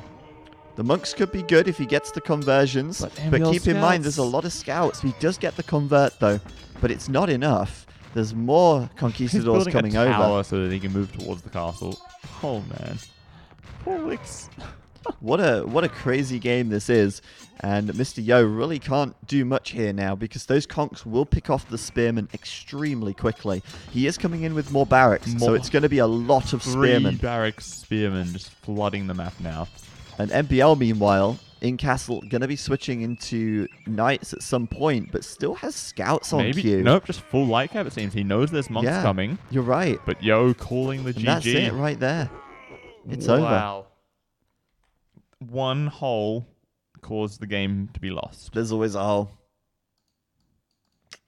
Wow. I can't believe that, man. Like, that's just insane. It was so good for SY up until that point. They were so far ahead. They had that insane castle time. They would have had map control. They would have had faster conks. And it just all went away the second that castle failed and they couldn't get it up. It's such a shame for Lix because like he played so well last game. Exactly right. He did so well. Like if that castle had gone up, we would have been praising them, saying, "Look at Lix go. He made the ballsy play, but he has the middle." Exactly. And just that one gate turns it around from a powerful position for his team into a loss. Yeah, what a blunder. One little mistake there costing them the entire game, and that makes it 3-1 to AM, and we'll be going into the last game in just a moment. Frisia up next, a map which has been played a couple of times already in the ECL Europe West stage, the most recent stage. Yeah, we saw it a couple of times yesterday. It's pretty interesting to see what they go for. And Mongols being a good civ on the map thanks to all the hunts. We're going to see, what these players can do. Yeah, it's going to be Yo versus Nikov now. And that will be probably the closest matchup, actually. Nikov looked really dominant against Lix in game 1. Mm-hmm. Mr. Yo looked a lot better against MBL. Yeah, it was very, very close, that game. It was close, and he had a bad map. So I think in this one, Mr. Yo, probably the better player to go against Nikov. And Nikov maybe just a little bit lower in power level to MBL. Hard to say. Or maybe Nikov's the only one who's practiced Frisia because... I don't know, maybe he's the only one practicing. Maybe MBL just hasn't. Maybe. I can't remember who's playing for them. They're both playing. Oh, they're both playing. So in theory, both of them should have practiced it, but maybe MBL's just like, no, I'll just ban it every time and not have to worry about it. Yeah, maybe. But MBL's out now, and it will be Nikov in. Yeah, versus Nikov. Last game's going to be the 1v1. You can vote now. Number 1 in the chat for AM. Number 2 in the chat for SY. Number 3 in the chat if you think Robo should grow a big beard. Again. And 4 if you think he shouldn't. All right, and 4 if you think he shouldn't. But, last game will be a Mongol mirror, and we'll talk about the map a bit more when we get into it, but there's a lot of hunt, so that's why we have Mongols here. I'm glad you've got my back. Getting the 4s in the chat. Mr. Chow as well. Cheers, guys. There you go. You get the big beard anyway. I love it. I love it. That's so good. Oh, your head looks so big there, Robo. It is so big. It's a giant head. You know what they say about... Never mind. Let's go. Chat off and we'll go into our last game here. It's not really the decider because if this was a best of 5, AM would have already won. But it's a chance at retribution. It's a chance for SY to win another $50. And it's a chance for SY to, deny AM the $50 as well. Exactly. And here we see, right at the start, Mr. Yo as the Mongols pushing in a deer straight to his TC. Brilliant. You really like to see that sort of a start if you're Mongols. If you have a close deer, it's just so good to get your eco rolling with that faster gathering deer right at the start. Oh, for sure. And Frisia here, the map, is essentially a high hunt map. You've got 3 boar. You've got a sort of... It's not quite... It is actually a double deer patch. Sorry, it is a double deer patch. 8 deer in one patch. It's 8 compared to 4, which you normally get, as well as 6 sheep. So it should be 8 sheep, actually. Oh, sorry, I meant 8 sheep, yeah. That would be the standard amount of sheep. There's also water around the edge with lots of big fish, but when you're the Mongols, you don't really care too much about the dock. You're really just interested in getting the fast food and potentially getting some scouts out. Now, we've seen this map a few times already in the ECL, so we've had some experience casting this. We've had some experience watching this. And a lot of the games we've seen so far on this map have been very chaotic. Very There's messy. been a lot of towers coming in. And when I look at Nikov's map, I'm just thinking, damn, that would be a good tower position from Mr. Yo. That would be beautiful. Right Both there the and stones. right here. Like you start off with the stones and then you just slowly work your way around, right? Because he's got no wood line to the left of his TC. No, other nothing. than if he goes to the extra sort of island that has more trees. So, he can cut off Nikov from like half of his island with a handful of towers. And then he's in a favored position, I think. Yeah, that's true. And at the moment, SY is the favored team in the poll. So we'll see if he can actually pull this one off. Mr. Yo's stone is actually arguably even worse. I would say so. It's even further away from his TC. And a tower here could range both almost. And his gold is far away as well. So with a map like this for both players, towers are absolutely a possibility. But not before we get some scouts. Because it's Mongols. It's going to be a fast feudal. It's going to be scouts. And you just know that right from seeing the sibs and seeing the map. You said that and then immediately Nikov is building a dock. Oh, right. Well, there you go. Where's the dock? Just to the left. Wait, where? Oh, it's there. Right it's here. blending in. Well, that's absolutely fine. I mean, if Nikov wants to make a dock, he could be my guest. But I think the fast scouts from Mr. Yo will probably punish that if that sacrifices his feudal time. It really depends. Is he able to get in there and deal enough damage with the scouts Yeah. at the start of the game? But there's nothing wrong with adding a dock later and just making a couple of fires anyway as well. Or some demos to roam around, because as we didn't really mention, there is this shallow river through the middle of the map. So boats can sort of get around wherever you need them to potentially harass villages or military units all over the map. Yeah, like galleys here could raid this wood line, for example. There's a lot of opportunities like here, for example. You can raid the gold and stone, which spawns at the edge. And yeah, I mean, all things considered, though, I do think the fast scouts are going to be the way to go. You can see the difference here already. Yo forgot to build his second building. That's So he's slowing gonna him have to- down. he has to Although he's idle for going a to get little bit. loom first. But now he has to idle for like 5 or 10 seconds here. Damn. That's a shame for Mr. Yo, actually. I mean, if he'd have done that mill earlier, he would have been up to feudal already. But now he's just making an extra villager instead, which And now slows it's him Nikov down. who has the edge. Yeah. Just like that. And the other thing about these shallows is that you cannot wall your base. Unless you wall around it with walls on all sides, if you wall up to the shallow, your opponent would just run around the shallow, right? It's unwallable. So it does make it difficult to wall. And at the moment, Mr. Yo up with 18 vills, a little bit slower than Nikov, and that was his blunder. Yeah. But Nikov does also have the 3 fish, which accounts for the villager difference. The difference, yeah. And a 4th fish, maybe? Nope. Okay. No, I think Yeah, there it is. we are. Woo. Normally you'd see 4. But we are seeing now barracks coming down, and Nikov is going to be following, I imagine, with scouts. Thing is, Mr. Yo is coming straight in here, and I think he's going to see this. If he just goes a bit further to the left, he may see the dock. He does. He sees it. And he's also building a dock of his own, so he is prepared to possibly make some fire galleys if he needs to. Yeah, I think this dock is for fire galleys, I don't think he's actually planning to use the dock to make fish just yet. I think he'll make a fire galley straight away. And he can even use his scout to harass these fish when they come back. Every time they come back, he can just attack them on the shallows. And eventually, he might just kill one. You never know, right? Well, just taking off the health now means that when the fire galleys come in later, it's it's easier that much to kill easier. them. He also stole 2 sheep for good measure, although there is still an abundance of food. But there's the stable from Nikov. He's bringing his scout back now to deal with this scout harassing his fish. And you can bet there's going to be a fire galley coming out at some point. As soon as he's got the wood for it after he builds a stable. Yeah, to deal with these guys.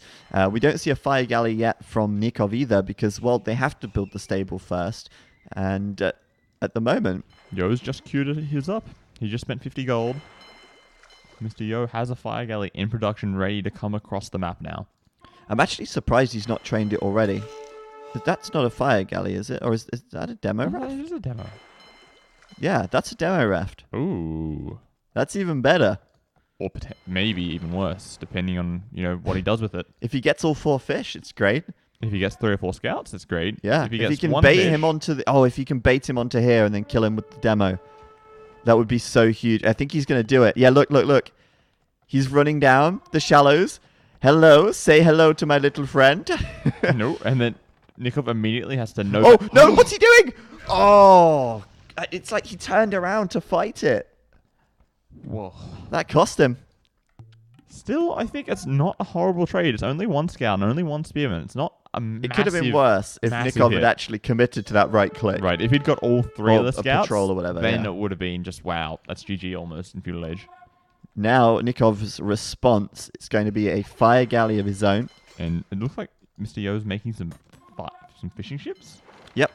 Training fish now. That seems like a mistake. Like, your enemy knows that you're on water now. He's obviously going to make warships of his own. Right, exactly. It's going to happen, but I don't know. It's like, okay, well, he's fishing, so I should probably fish too, because I can't lose my fishing advantage. Or I can't let him have a fishing advantage, especially since you eat through the food so quickly. Like, he's not really taking much food anymore. There is a boar, which he's going to go grab now, but, you know, he's at some point going to tear through that food, and he's going to need some food, and it's better to fish than make farms, I think, at this point. Well, only if you can defend it, though, because one fire galley comes in and you're not on gold, you can't afford to make anything else. He is actually on gold, but you know, if he didn't have any gold, he's got no way to defend it. Making another demo. Okay. Demos are interesting because they have so much potential to do damage, but at the same time they can also fail, and then it just costs you. You get nothing in return. Yeah. So it's high risk, high reward. You really want to be hitting 2 to 3 units. I mean, imagine if a demo hits this, it would be huge. But there's a fire ship coming out now. Just run past the fire ship. Just go right past it. Sail straight by, and Nikov immediately runs away from the shallows. Smart Nikov. He will get a raid onto this wood line though, and we're going to see Mr. Yo quickly sort of dropping a couple of walls there. Just to make sure he doesn't overchop. Yep. And then building a tower, it seems. And then to back out, got to defend that wood line. At the moment, he can afford to replace his lumber, but it would be a bit of a pain to send them all the way over here. And if you can defend this one, that's fine. But Demo Raft waiting. Just sitting there waiting, hoping that it can hit something. And the other demo is heading towards the fishing ships right now. Oh, it is. Oh, wow. He's actually duked him here. And 3 of those fish are gathering from the same place. He's actually splitting them up, which is pretty smart. We'll see if he can get them. If he goes here, maybe right on top of the fish, he could get them perhaps. But Nikov's just sort of juking around the demo on the bottom side as well. Looks like it. No. There you go. Demo raft in, and here as well. I think he got one fishing ship, but he did get 3 scouts. That was nice. So Mr. Yo there, doing a pretty good job with the demos. And, we've seen this map twice, I think, yesterday.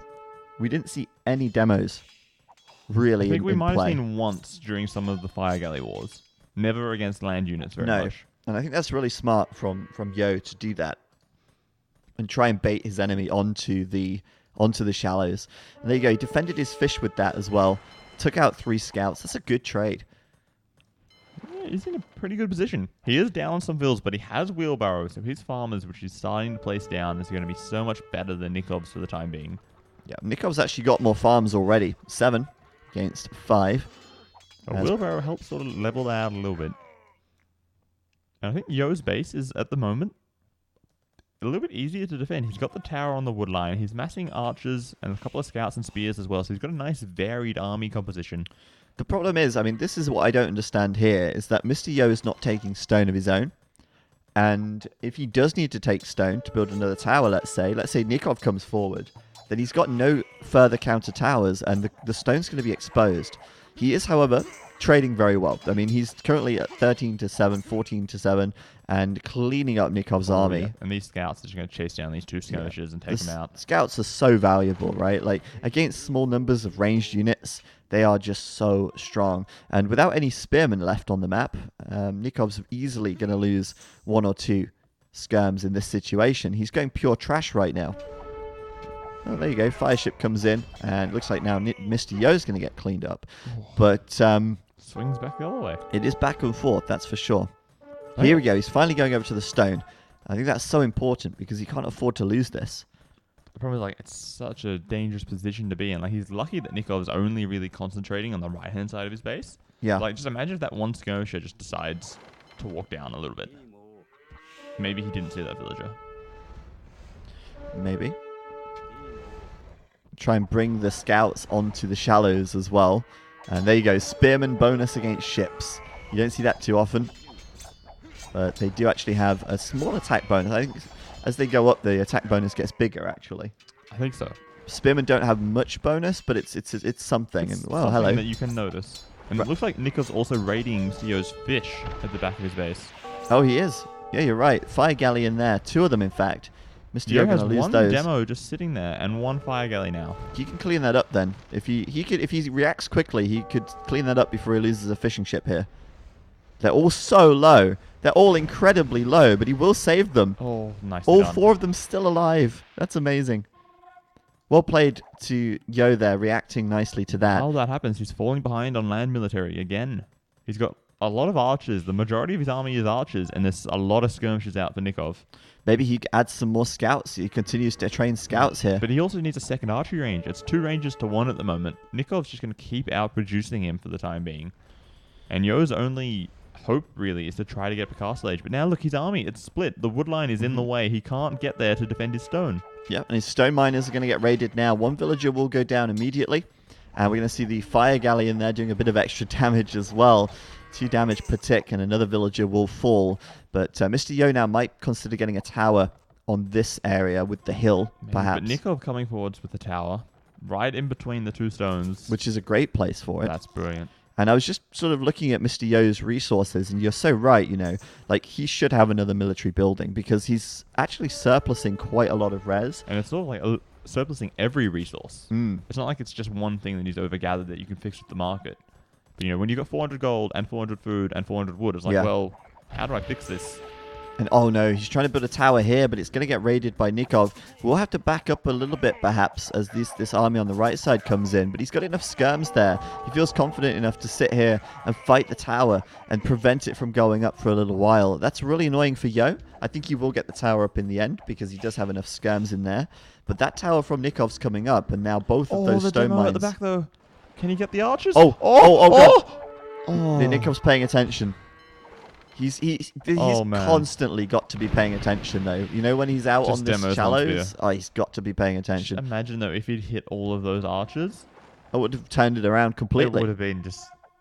wow. Well, there you go. Both players up to the castle age now at the same time. Yo has quite a bit of gold left over in the bank, but at the same time, he's also going to try and raid the fish, getting taken out now by the fire galley. But in comes the demo raft again. Constantly threatening to attack these villas, and it's so fast. Far away. They're just narrowly avoiding it every time. It's insane. I don't know. They're just teasing us. They're giving us this idea, you know, maybe we're gonna kill 10 archers, and then nope, it's just a spearman disappointing us all. So on the front, Nikov's tower, it's denying both of these stone mines, but he could come in here and actually kill the vill and the dock. He could kill the vill anyway with the scout, but he can always take gold and stone at the back of his base if he really needs it. He does have that, and both players will always have a safe gold and stone at the rear. Has Yo scouted that, though? What, the back of his base? Because it's possible that he doesn't actually know the map. He actually hasn't scouted it, but he sees the one behind Nikov's base, so he might assume. Maybe he doesn't know. Maybe he's just thinking, you know, it's not that big of a deal. I don't necessarily need it right now. Yeah, maybe not. But in general, I mean, at some point in a Mongol war, you're going to want to get a castle. Oh, yeah. Right? So at the moment, yeah, he's just going to be going for crossbow and probably elite skirm. He's got enough skirmishers here on the field. And probably get war galley as well, because he's got a lot of demos roaming around. Yeah, I think it would be worth it to get the ship upgrades, especially since he's kind of got Nikov contained. I think war galleys would be very strong here, just to be able to contain him and, you know, raid him with war galleys, perhaps, just from the shoreline here. But Nikov's sneaking in through the back. And there you go. Just as he expands to a new wood line. Elite skirmish is about to be completed as well. And Mr. Yo just can't really engage that until he's got his own upgrades in. These guys already have Bodkin Arrow, but the upgrades for Yo are much further behind here. Nikov even doing War Galley now as well, and Mr. Yo is not, so... Okay, he's trying to get a demo. Demo out of the dock? No, Nope. nowhere near. I thought that might have been what he was doing, trying to bait There are him. demos coming over. but they're just not in the right position. And with those elite skirms, he just instant wins any of these fights. Oh, yeah. I think he wants to try and bring him onto the shoreline here, but he knows he's not going to fall for it this time. Fool me once, shame on you. Fool me twice, shame on me. Fool me 3 times, well, GG. Yeah. Nikov here, not going to be stepping onto those shallows without a good reason to do so. But Mr. Yo has got him in a good position now. He does have his upgrades in. The Knights will be coming in as well to tank. And the demo ship just waiting it's sort of like, for his opportunity. It's like the shark from Jaws. It's just sort of... It really is. Just come over here. I'm going to get you. But no, Nikov's not going to fall for that. He'd rather lose his army here without stepping onto those shallows. He'll stand and fight. But as that knight comes in, he's going to be forced to concede. And if you look at the KD now, it looks very good for Yo. He dealt with that very nicely. He didn't panic. He didn't send his army in prematurely. He waited. Yep. He waited. And then he went. Well up on military now. Oh, yeah. Like, Nikov, he's only got 3 elite skirmishes and 1 crossbow at home, and he's not really making anything at all. Whereas Mr. Yo, he's got a big batch of elite skirmishes there. He's got a couple of crossbows being created as well. It looks like Nikov, though, getting scale barding armor, fully switching into cavalry, maybe. Just full knight production, maybe siege workshop as well. It's weird because he doesn't have any more stables. He only has the 1 stable, and he hasn't trained many knights either. He's only got +1... only 1 knight out, sorry. So if he's going to do more knights, he definitely needs more stables. But yeah, the Mangonel's coming out now. We've already got a siege workshop for Yo, which of course I think Nikov knows about that. I think he saw that earlier on, and we can take a look. Yeah, he sees it anyway. Jesus, look at the range on that. Look at the line of sight on that tower. Oh, and he sees that other building. Is that a university? Beastly. Yep, he sees that too. He knows everything. Both players on 2 TCs. The only difference here, Yo has both the Castle Age upgrades. Nikov doesn't have Horse Collar, and he also doesn't have Bowsaw. So his vills are going to be far weaker, or not weaker, I guess, less efficient in gathering resources. More demos, though, for both players this time. Now it's Mr. Yo who's got to be careful about stepping on the shallows. But yeah, your point about the eco upgrades is correct. And it's actually a really big difference between not having Horse Collar and then against someone who has Heavy Plow. Like, the difference between this is absolutely insane. Even Bowsaw, you know, that additional... wood income. Look at the difference in wood in the bank right now. Mr. Yo can add a 3rd TC. He can add more siege. He can add, you know, another siege workshop, which is unlikely, but he could add a monastery. You know, there's many things he can do with that surplus wood, even seeding farms to keep his villagers coming out of the TC. And the other thing, like, both players, they've got a similar number of fishing ships. I think Nikov did gill nets and Mr. Yo hasn't. So he's slightly ahead there, but I don't think it's equivalent at all. I feel like having Bowsaw and Heavy Plow is a far better trade-off in terms of which eco upgrades to do, but Mr. Yo, please don't fight uphill like this. Like, he threw away a lot of units there, didn't he? He killed like 1 or 2 elite skirmishes and lost like 6 for himself. Yeah, definitely has to go back, especially with Nikov having a Mangonel here. But yeah, Nikov's putting another watchtower right here as he moves his wood line out to the right side. Defending the gold. He's been forced to build a few more towers than he might like, actually. Keep in mind, Mystio's only built 2 towers so far, and he's cleaned up this tower now with a ram, so he can get back onto his stone, maybe go for his 3rd TC. I'm surprised, really, he's not just sold some wood and bought the stone for a TC. I don't think he has a market. Oh, does he not? Well, I'll check that in a minute. We can take a look. If we zoom out, we can take a look after this fight. Sure, we will do. Ooh, okay, we've got this one knight. He can go take out that Mangonel, and then easy clean up for Yo, I think. Well, not if he plays like this. He's just sort of walking forward and taking the damage right now. He gets an okay shot off on the skirms there, but yeah, that was not a bit what underwhelming. He wants to do. It could have been so much better. Does he have a market? No, he doesn't. He does not. He could still build a market and buy the stone he needs. He'd still have enough. But yes, this game has a bit of everything, actually. It's kind of like Nomad in a way with the land and water, but a little bit less chaotic, slightly less chaotic. Scores are super close right now. And there's the market, the forward market, just to get in the way of any aggression that comes in that way. Wow, look at Nikov's gold. He needs a market too. He really needs to rebalance his eco, actually. He's got so much gold. But keep in mind, he's really only making skirms. And oh, the demo!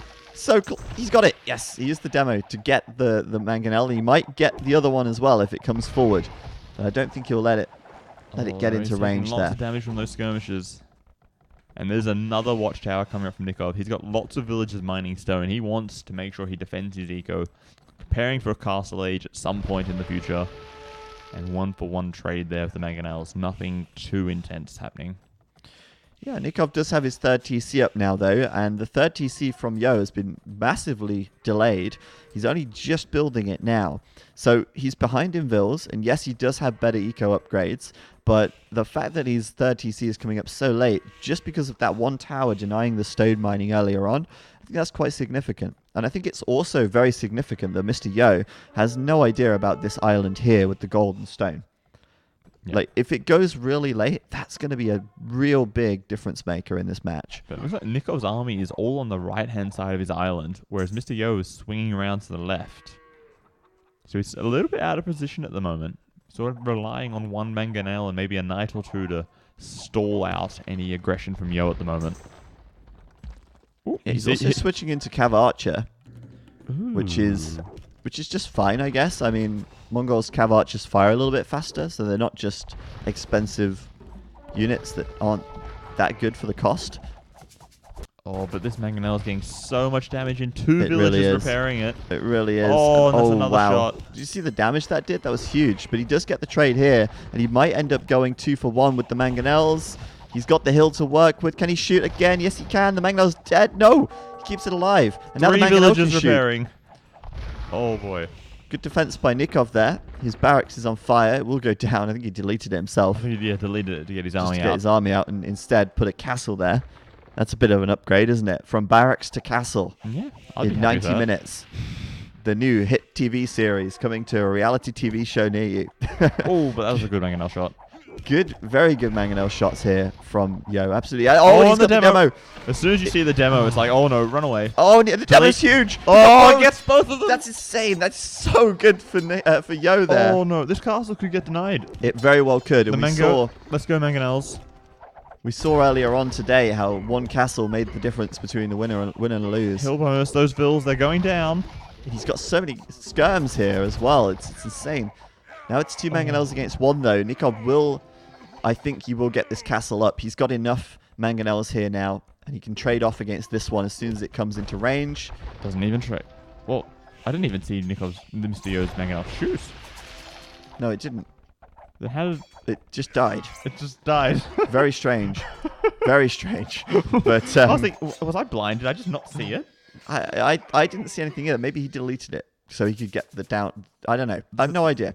I don't think he deleted it, but Both players up to Imperial Age, very close times. yeah, it's surprisingly And close together, actually. The Vill losses building that castle has actually leveled out the villager count. You know, there's only like 6 Vill difference at the moment. Pretty much equal. Handcart as well for Mr. Yo, which sort of explains that as well. Mr. Yo is so far ahead on eco upgrades here. Oh, Mr. Chow says that Nikov deleted his mangonel to make sure he gets the uphill. Yeah. Oh, yeah. This is a hill here.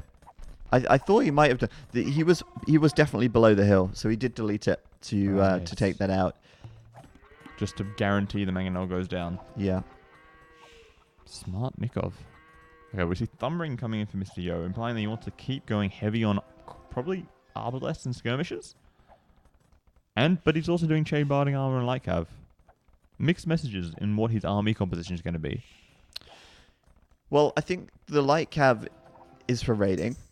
He's just thinking about maybe raiding some of this, which is very raidable. Makes sense. And then I guess he's going to be going for Mangadai as well, right? Like, just as the bulk of his army. You'd be kind of mad not to. Just have quite a lot of skirms, too. But remember, there's still those mangonels roaming around. Oh, no.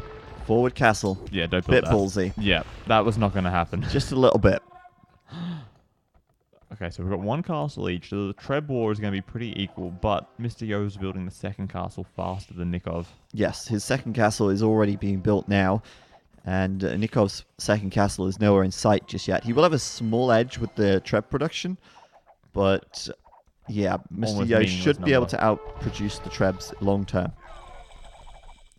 And Nikov getting in a bunch of upgrades that he needs for Look his how Mangadai. raidable this is. Oh, It's yeah. so exposed. And there's only skirmishes on the right-hand side defending it, right? You send in like 4 or 5 light cabs, 4 or 5 knights, and then it's just easy clear up. This is crazy. Mr. Yo has 1,500 wood right now. Good thing he's got a market. He can sell some of it. He could, or he could just save it because he wants to spend it on trebs. Can you get that treb though? He's sacrificing his Mangadai. You can't get the treb. There's no way. That's They a don't do waste. that much bonus damage. Right. Not when, Elite not when they're unupgraded, at least. But Yeah, he has actually sold the wood now. He did buy some food, and wait, he didn't buy anything. He just sold the wood. Just saved it in terms of gold. Nikov bought some stone so that he can get up a second castle in the middle of his eco. He knows that he wants to get more trebs coming. For sure, and we're going to see repairs now on this castle. But Mr. Yo should be able to catch up if he gets this third. His castle's downhill though. Oh, it is. You're Maybe. right. It is downhill. It is on the downhill. You will see the damage done here by this. It's. Oh no, it's not downhill. No, it's just the 400. Yeah, it's I was on. wondering why it was so much more heavily damaged than Nikov's. I think it's just because he started shooting first, right? The problem is these trebs. So the castle was not downhill, I think. But the trebs But the are. trebs Yeah. are. So he's firing his trebs uphill. But Nikov was firing. Yeah, he's only doing 300 damage. Yeah. So that's kind of significant. Mr. Yo has got the same number of trebs now, but the uphill shots costing him a lot of time. He still And might meanwhile- take it down. You know, I'm thinking Mr. Yo's probably assuming this map is a very low gold map because he hasn't found either of those extra islands with all the gold on it yet. I think. No, he's not. And look at Nikov in comparison. Yeah, he's mining away all that. Mining stone away and all gold. of that, yeah. And Mr. Yo just got that nice, pretty island behind his base. Oh, ready. Lightcav coming in though. He actually will kill one of these trebs, I think. I think he'll take all 3 of them. He'll get the castle down, and then he'll kill all the trebs. Maybe. He's not got the castle down yet, though. His own trebs are being attacked so quickly. But with this many skirms, yeah, I think he will eventually kill them all, Your right? castle's shooting me? I don't care. I've got a nice shield. Now, this is funny because... Oh no, that's a lot... Oh, goodness. I take Quick. it back. I take it back. Repair the trebs. Oh, no. They're getting absolutely flattened here. And that's... Oh! Oh, yeah, he's going to lose 2. Oh, man. Shoot the massive skirmishes, though, so Yo keeps the bulk of his army alive. He does. And it's so funny to see Mr. Yo playing it like this. Like, he's playing so low gold style. Like, just all in on skirms. And there's 4,000 gold here. There's He's found this 4,000 island. gold here. Oh, what is going on? There's another 2,000 gold here. And he could have so much more gold if he was mining it. He just doesn't know it's there. But the siege ram upgrade coming in, this could be Oh, yeah. clutch for Yo. He sort of needs more than 1 ram at a time, but I guess he just wants to pick off that 1 trebuchet. Yeah. And he has so many skirms as well. Like, his skirm numbers are huge. He's got 20 more military than Nikov right now, and he's bringing another treb over. He wants to finish that castle. And the nice thing about this for Mr. Yo is that, yes, although it's taking him a long time to kill that castle, Nikov's spending so much repairing it that he's not going to have enough stone for another castle himself. We see that he does have 2 castles. There's one slightly north of here, but Mr. Yo also has 2 castles. Look at the and rams. the siege rams coming in. Oh, it's so raidable. Look at all these skirmishes. They're What is he trying... going to do against the rams? What's the solution there? You're You going to get need the to bring villages out. the You Mangadai get over. the vills out. And you start bashing it down. Yeah. But not before the TC's gone down to less than half health. And that's Nikov it. Nikov calling- called GG right there. I guess he just felt like he couldn't hold on. He had no way to counter the rams, really. Yeah. Wow. I mean, that's so crazy. The fact that Mr. Yo didn't even realize until the very end of the that he game. had gold. And then you see, I bet you right now he's thinking, shit, I can start to get a ton of upgrades. Yeah. Oh boy. I can start to really start playing. Christmas has come early this game. Fantastic stuff. Mr. Yo there looking really good. He played a really good game, actually. I liked the addition of the demo ships yeah. earlier on. That was good. Even if they didn't always get amazing hits, just the threat of them constantly forcing Nikov, he has to micro his military all the time. He has to be prepared to run away at any time. Yeah, exactly. He had to be very cautious of stepping foot onto those shallows, really, didn't he? And something else that Chat's just mentioned, Nikov doesn't really have much wood control left. No, that's true. Right on the front here, being exposed with that castle going down. This one being denied. By the castle. He is on the left side, but that could easily be spotted and raided as well. I think Mr. Yo has spotted it. That's why he's building that stable there. Yeah. Great point. And there you go, guys. GG's all around. 3-2 to AM in the end there. And SY bringing it back. Not going to end up going down 4-1. So they saved themselves a little bit of pride, I suppose. Yeah. And all in all, some quite quick games. But some really good games too. But some good ones too. I liked being able to see the 2v2s. That was interesting, being able to see the overlay for both. But the 2v2s were quite... Well, the Gold Rush game was super short. That was just unfortunate. That was very unfortunate. And that wasn't supposed to happen. And then the Nomad game was really good. Yeah, the Nomad game. I like that. Yeah, fantastic stuff. And thank you, everyone, for tuning in. Thank you to the Capture Age guys for sponsoring the Showmatch. And, of course, you can check out Capture Age and find out more on the Capture Age website, which is linked in the chat right now. Yeah, fix that command while I'm at it. Yeah, and we're going to be continuing the stream here with more Age of Empires action. So you don't want to go anywhere just yet. We will have more stuff coming up. And we'll tell you what that is in just a second. I want to just quickly check the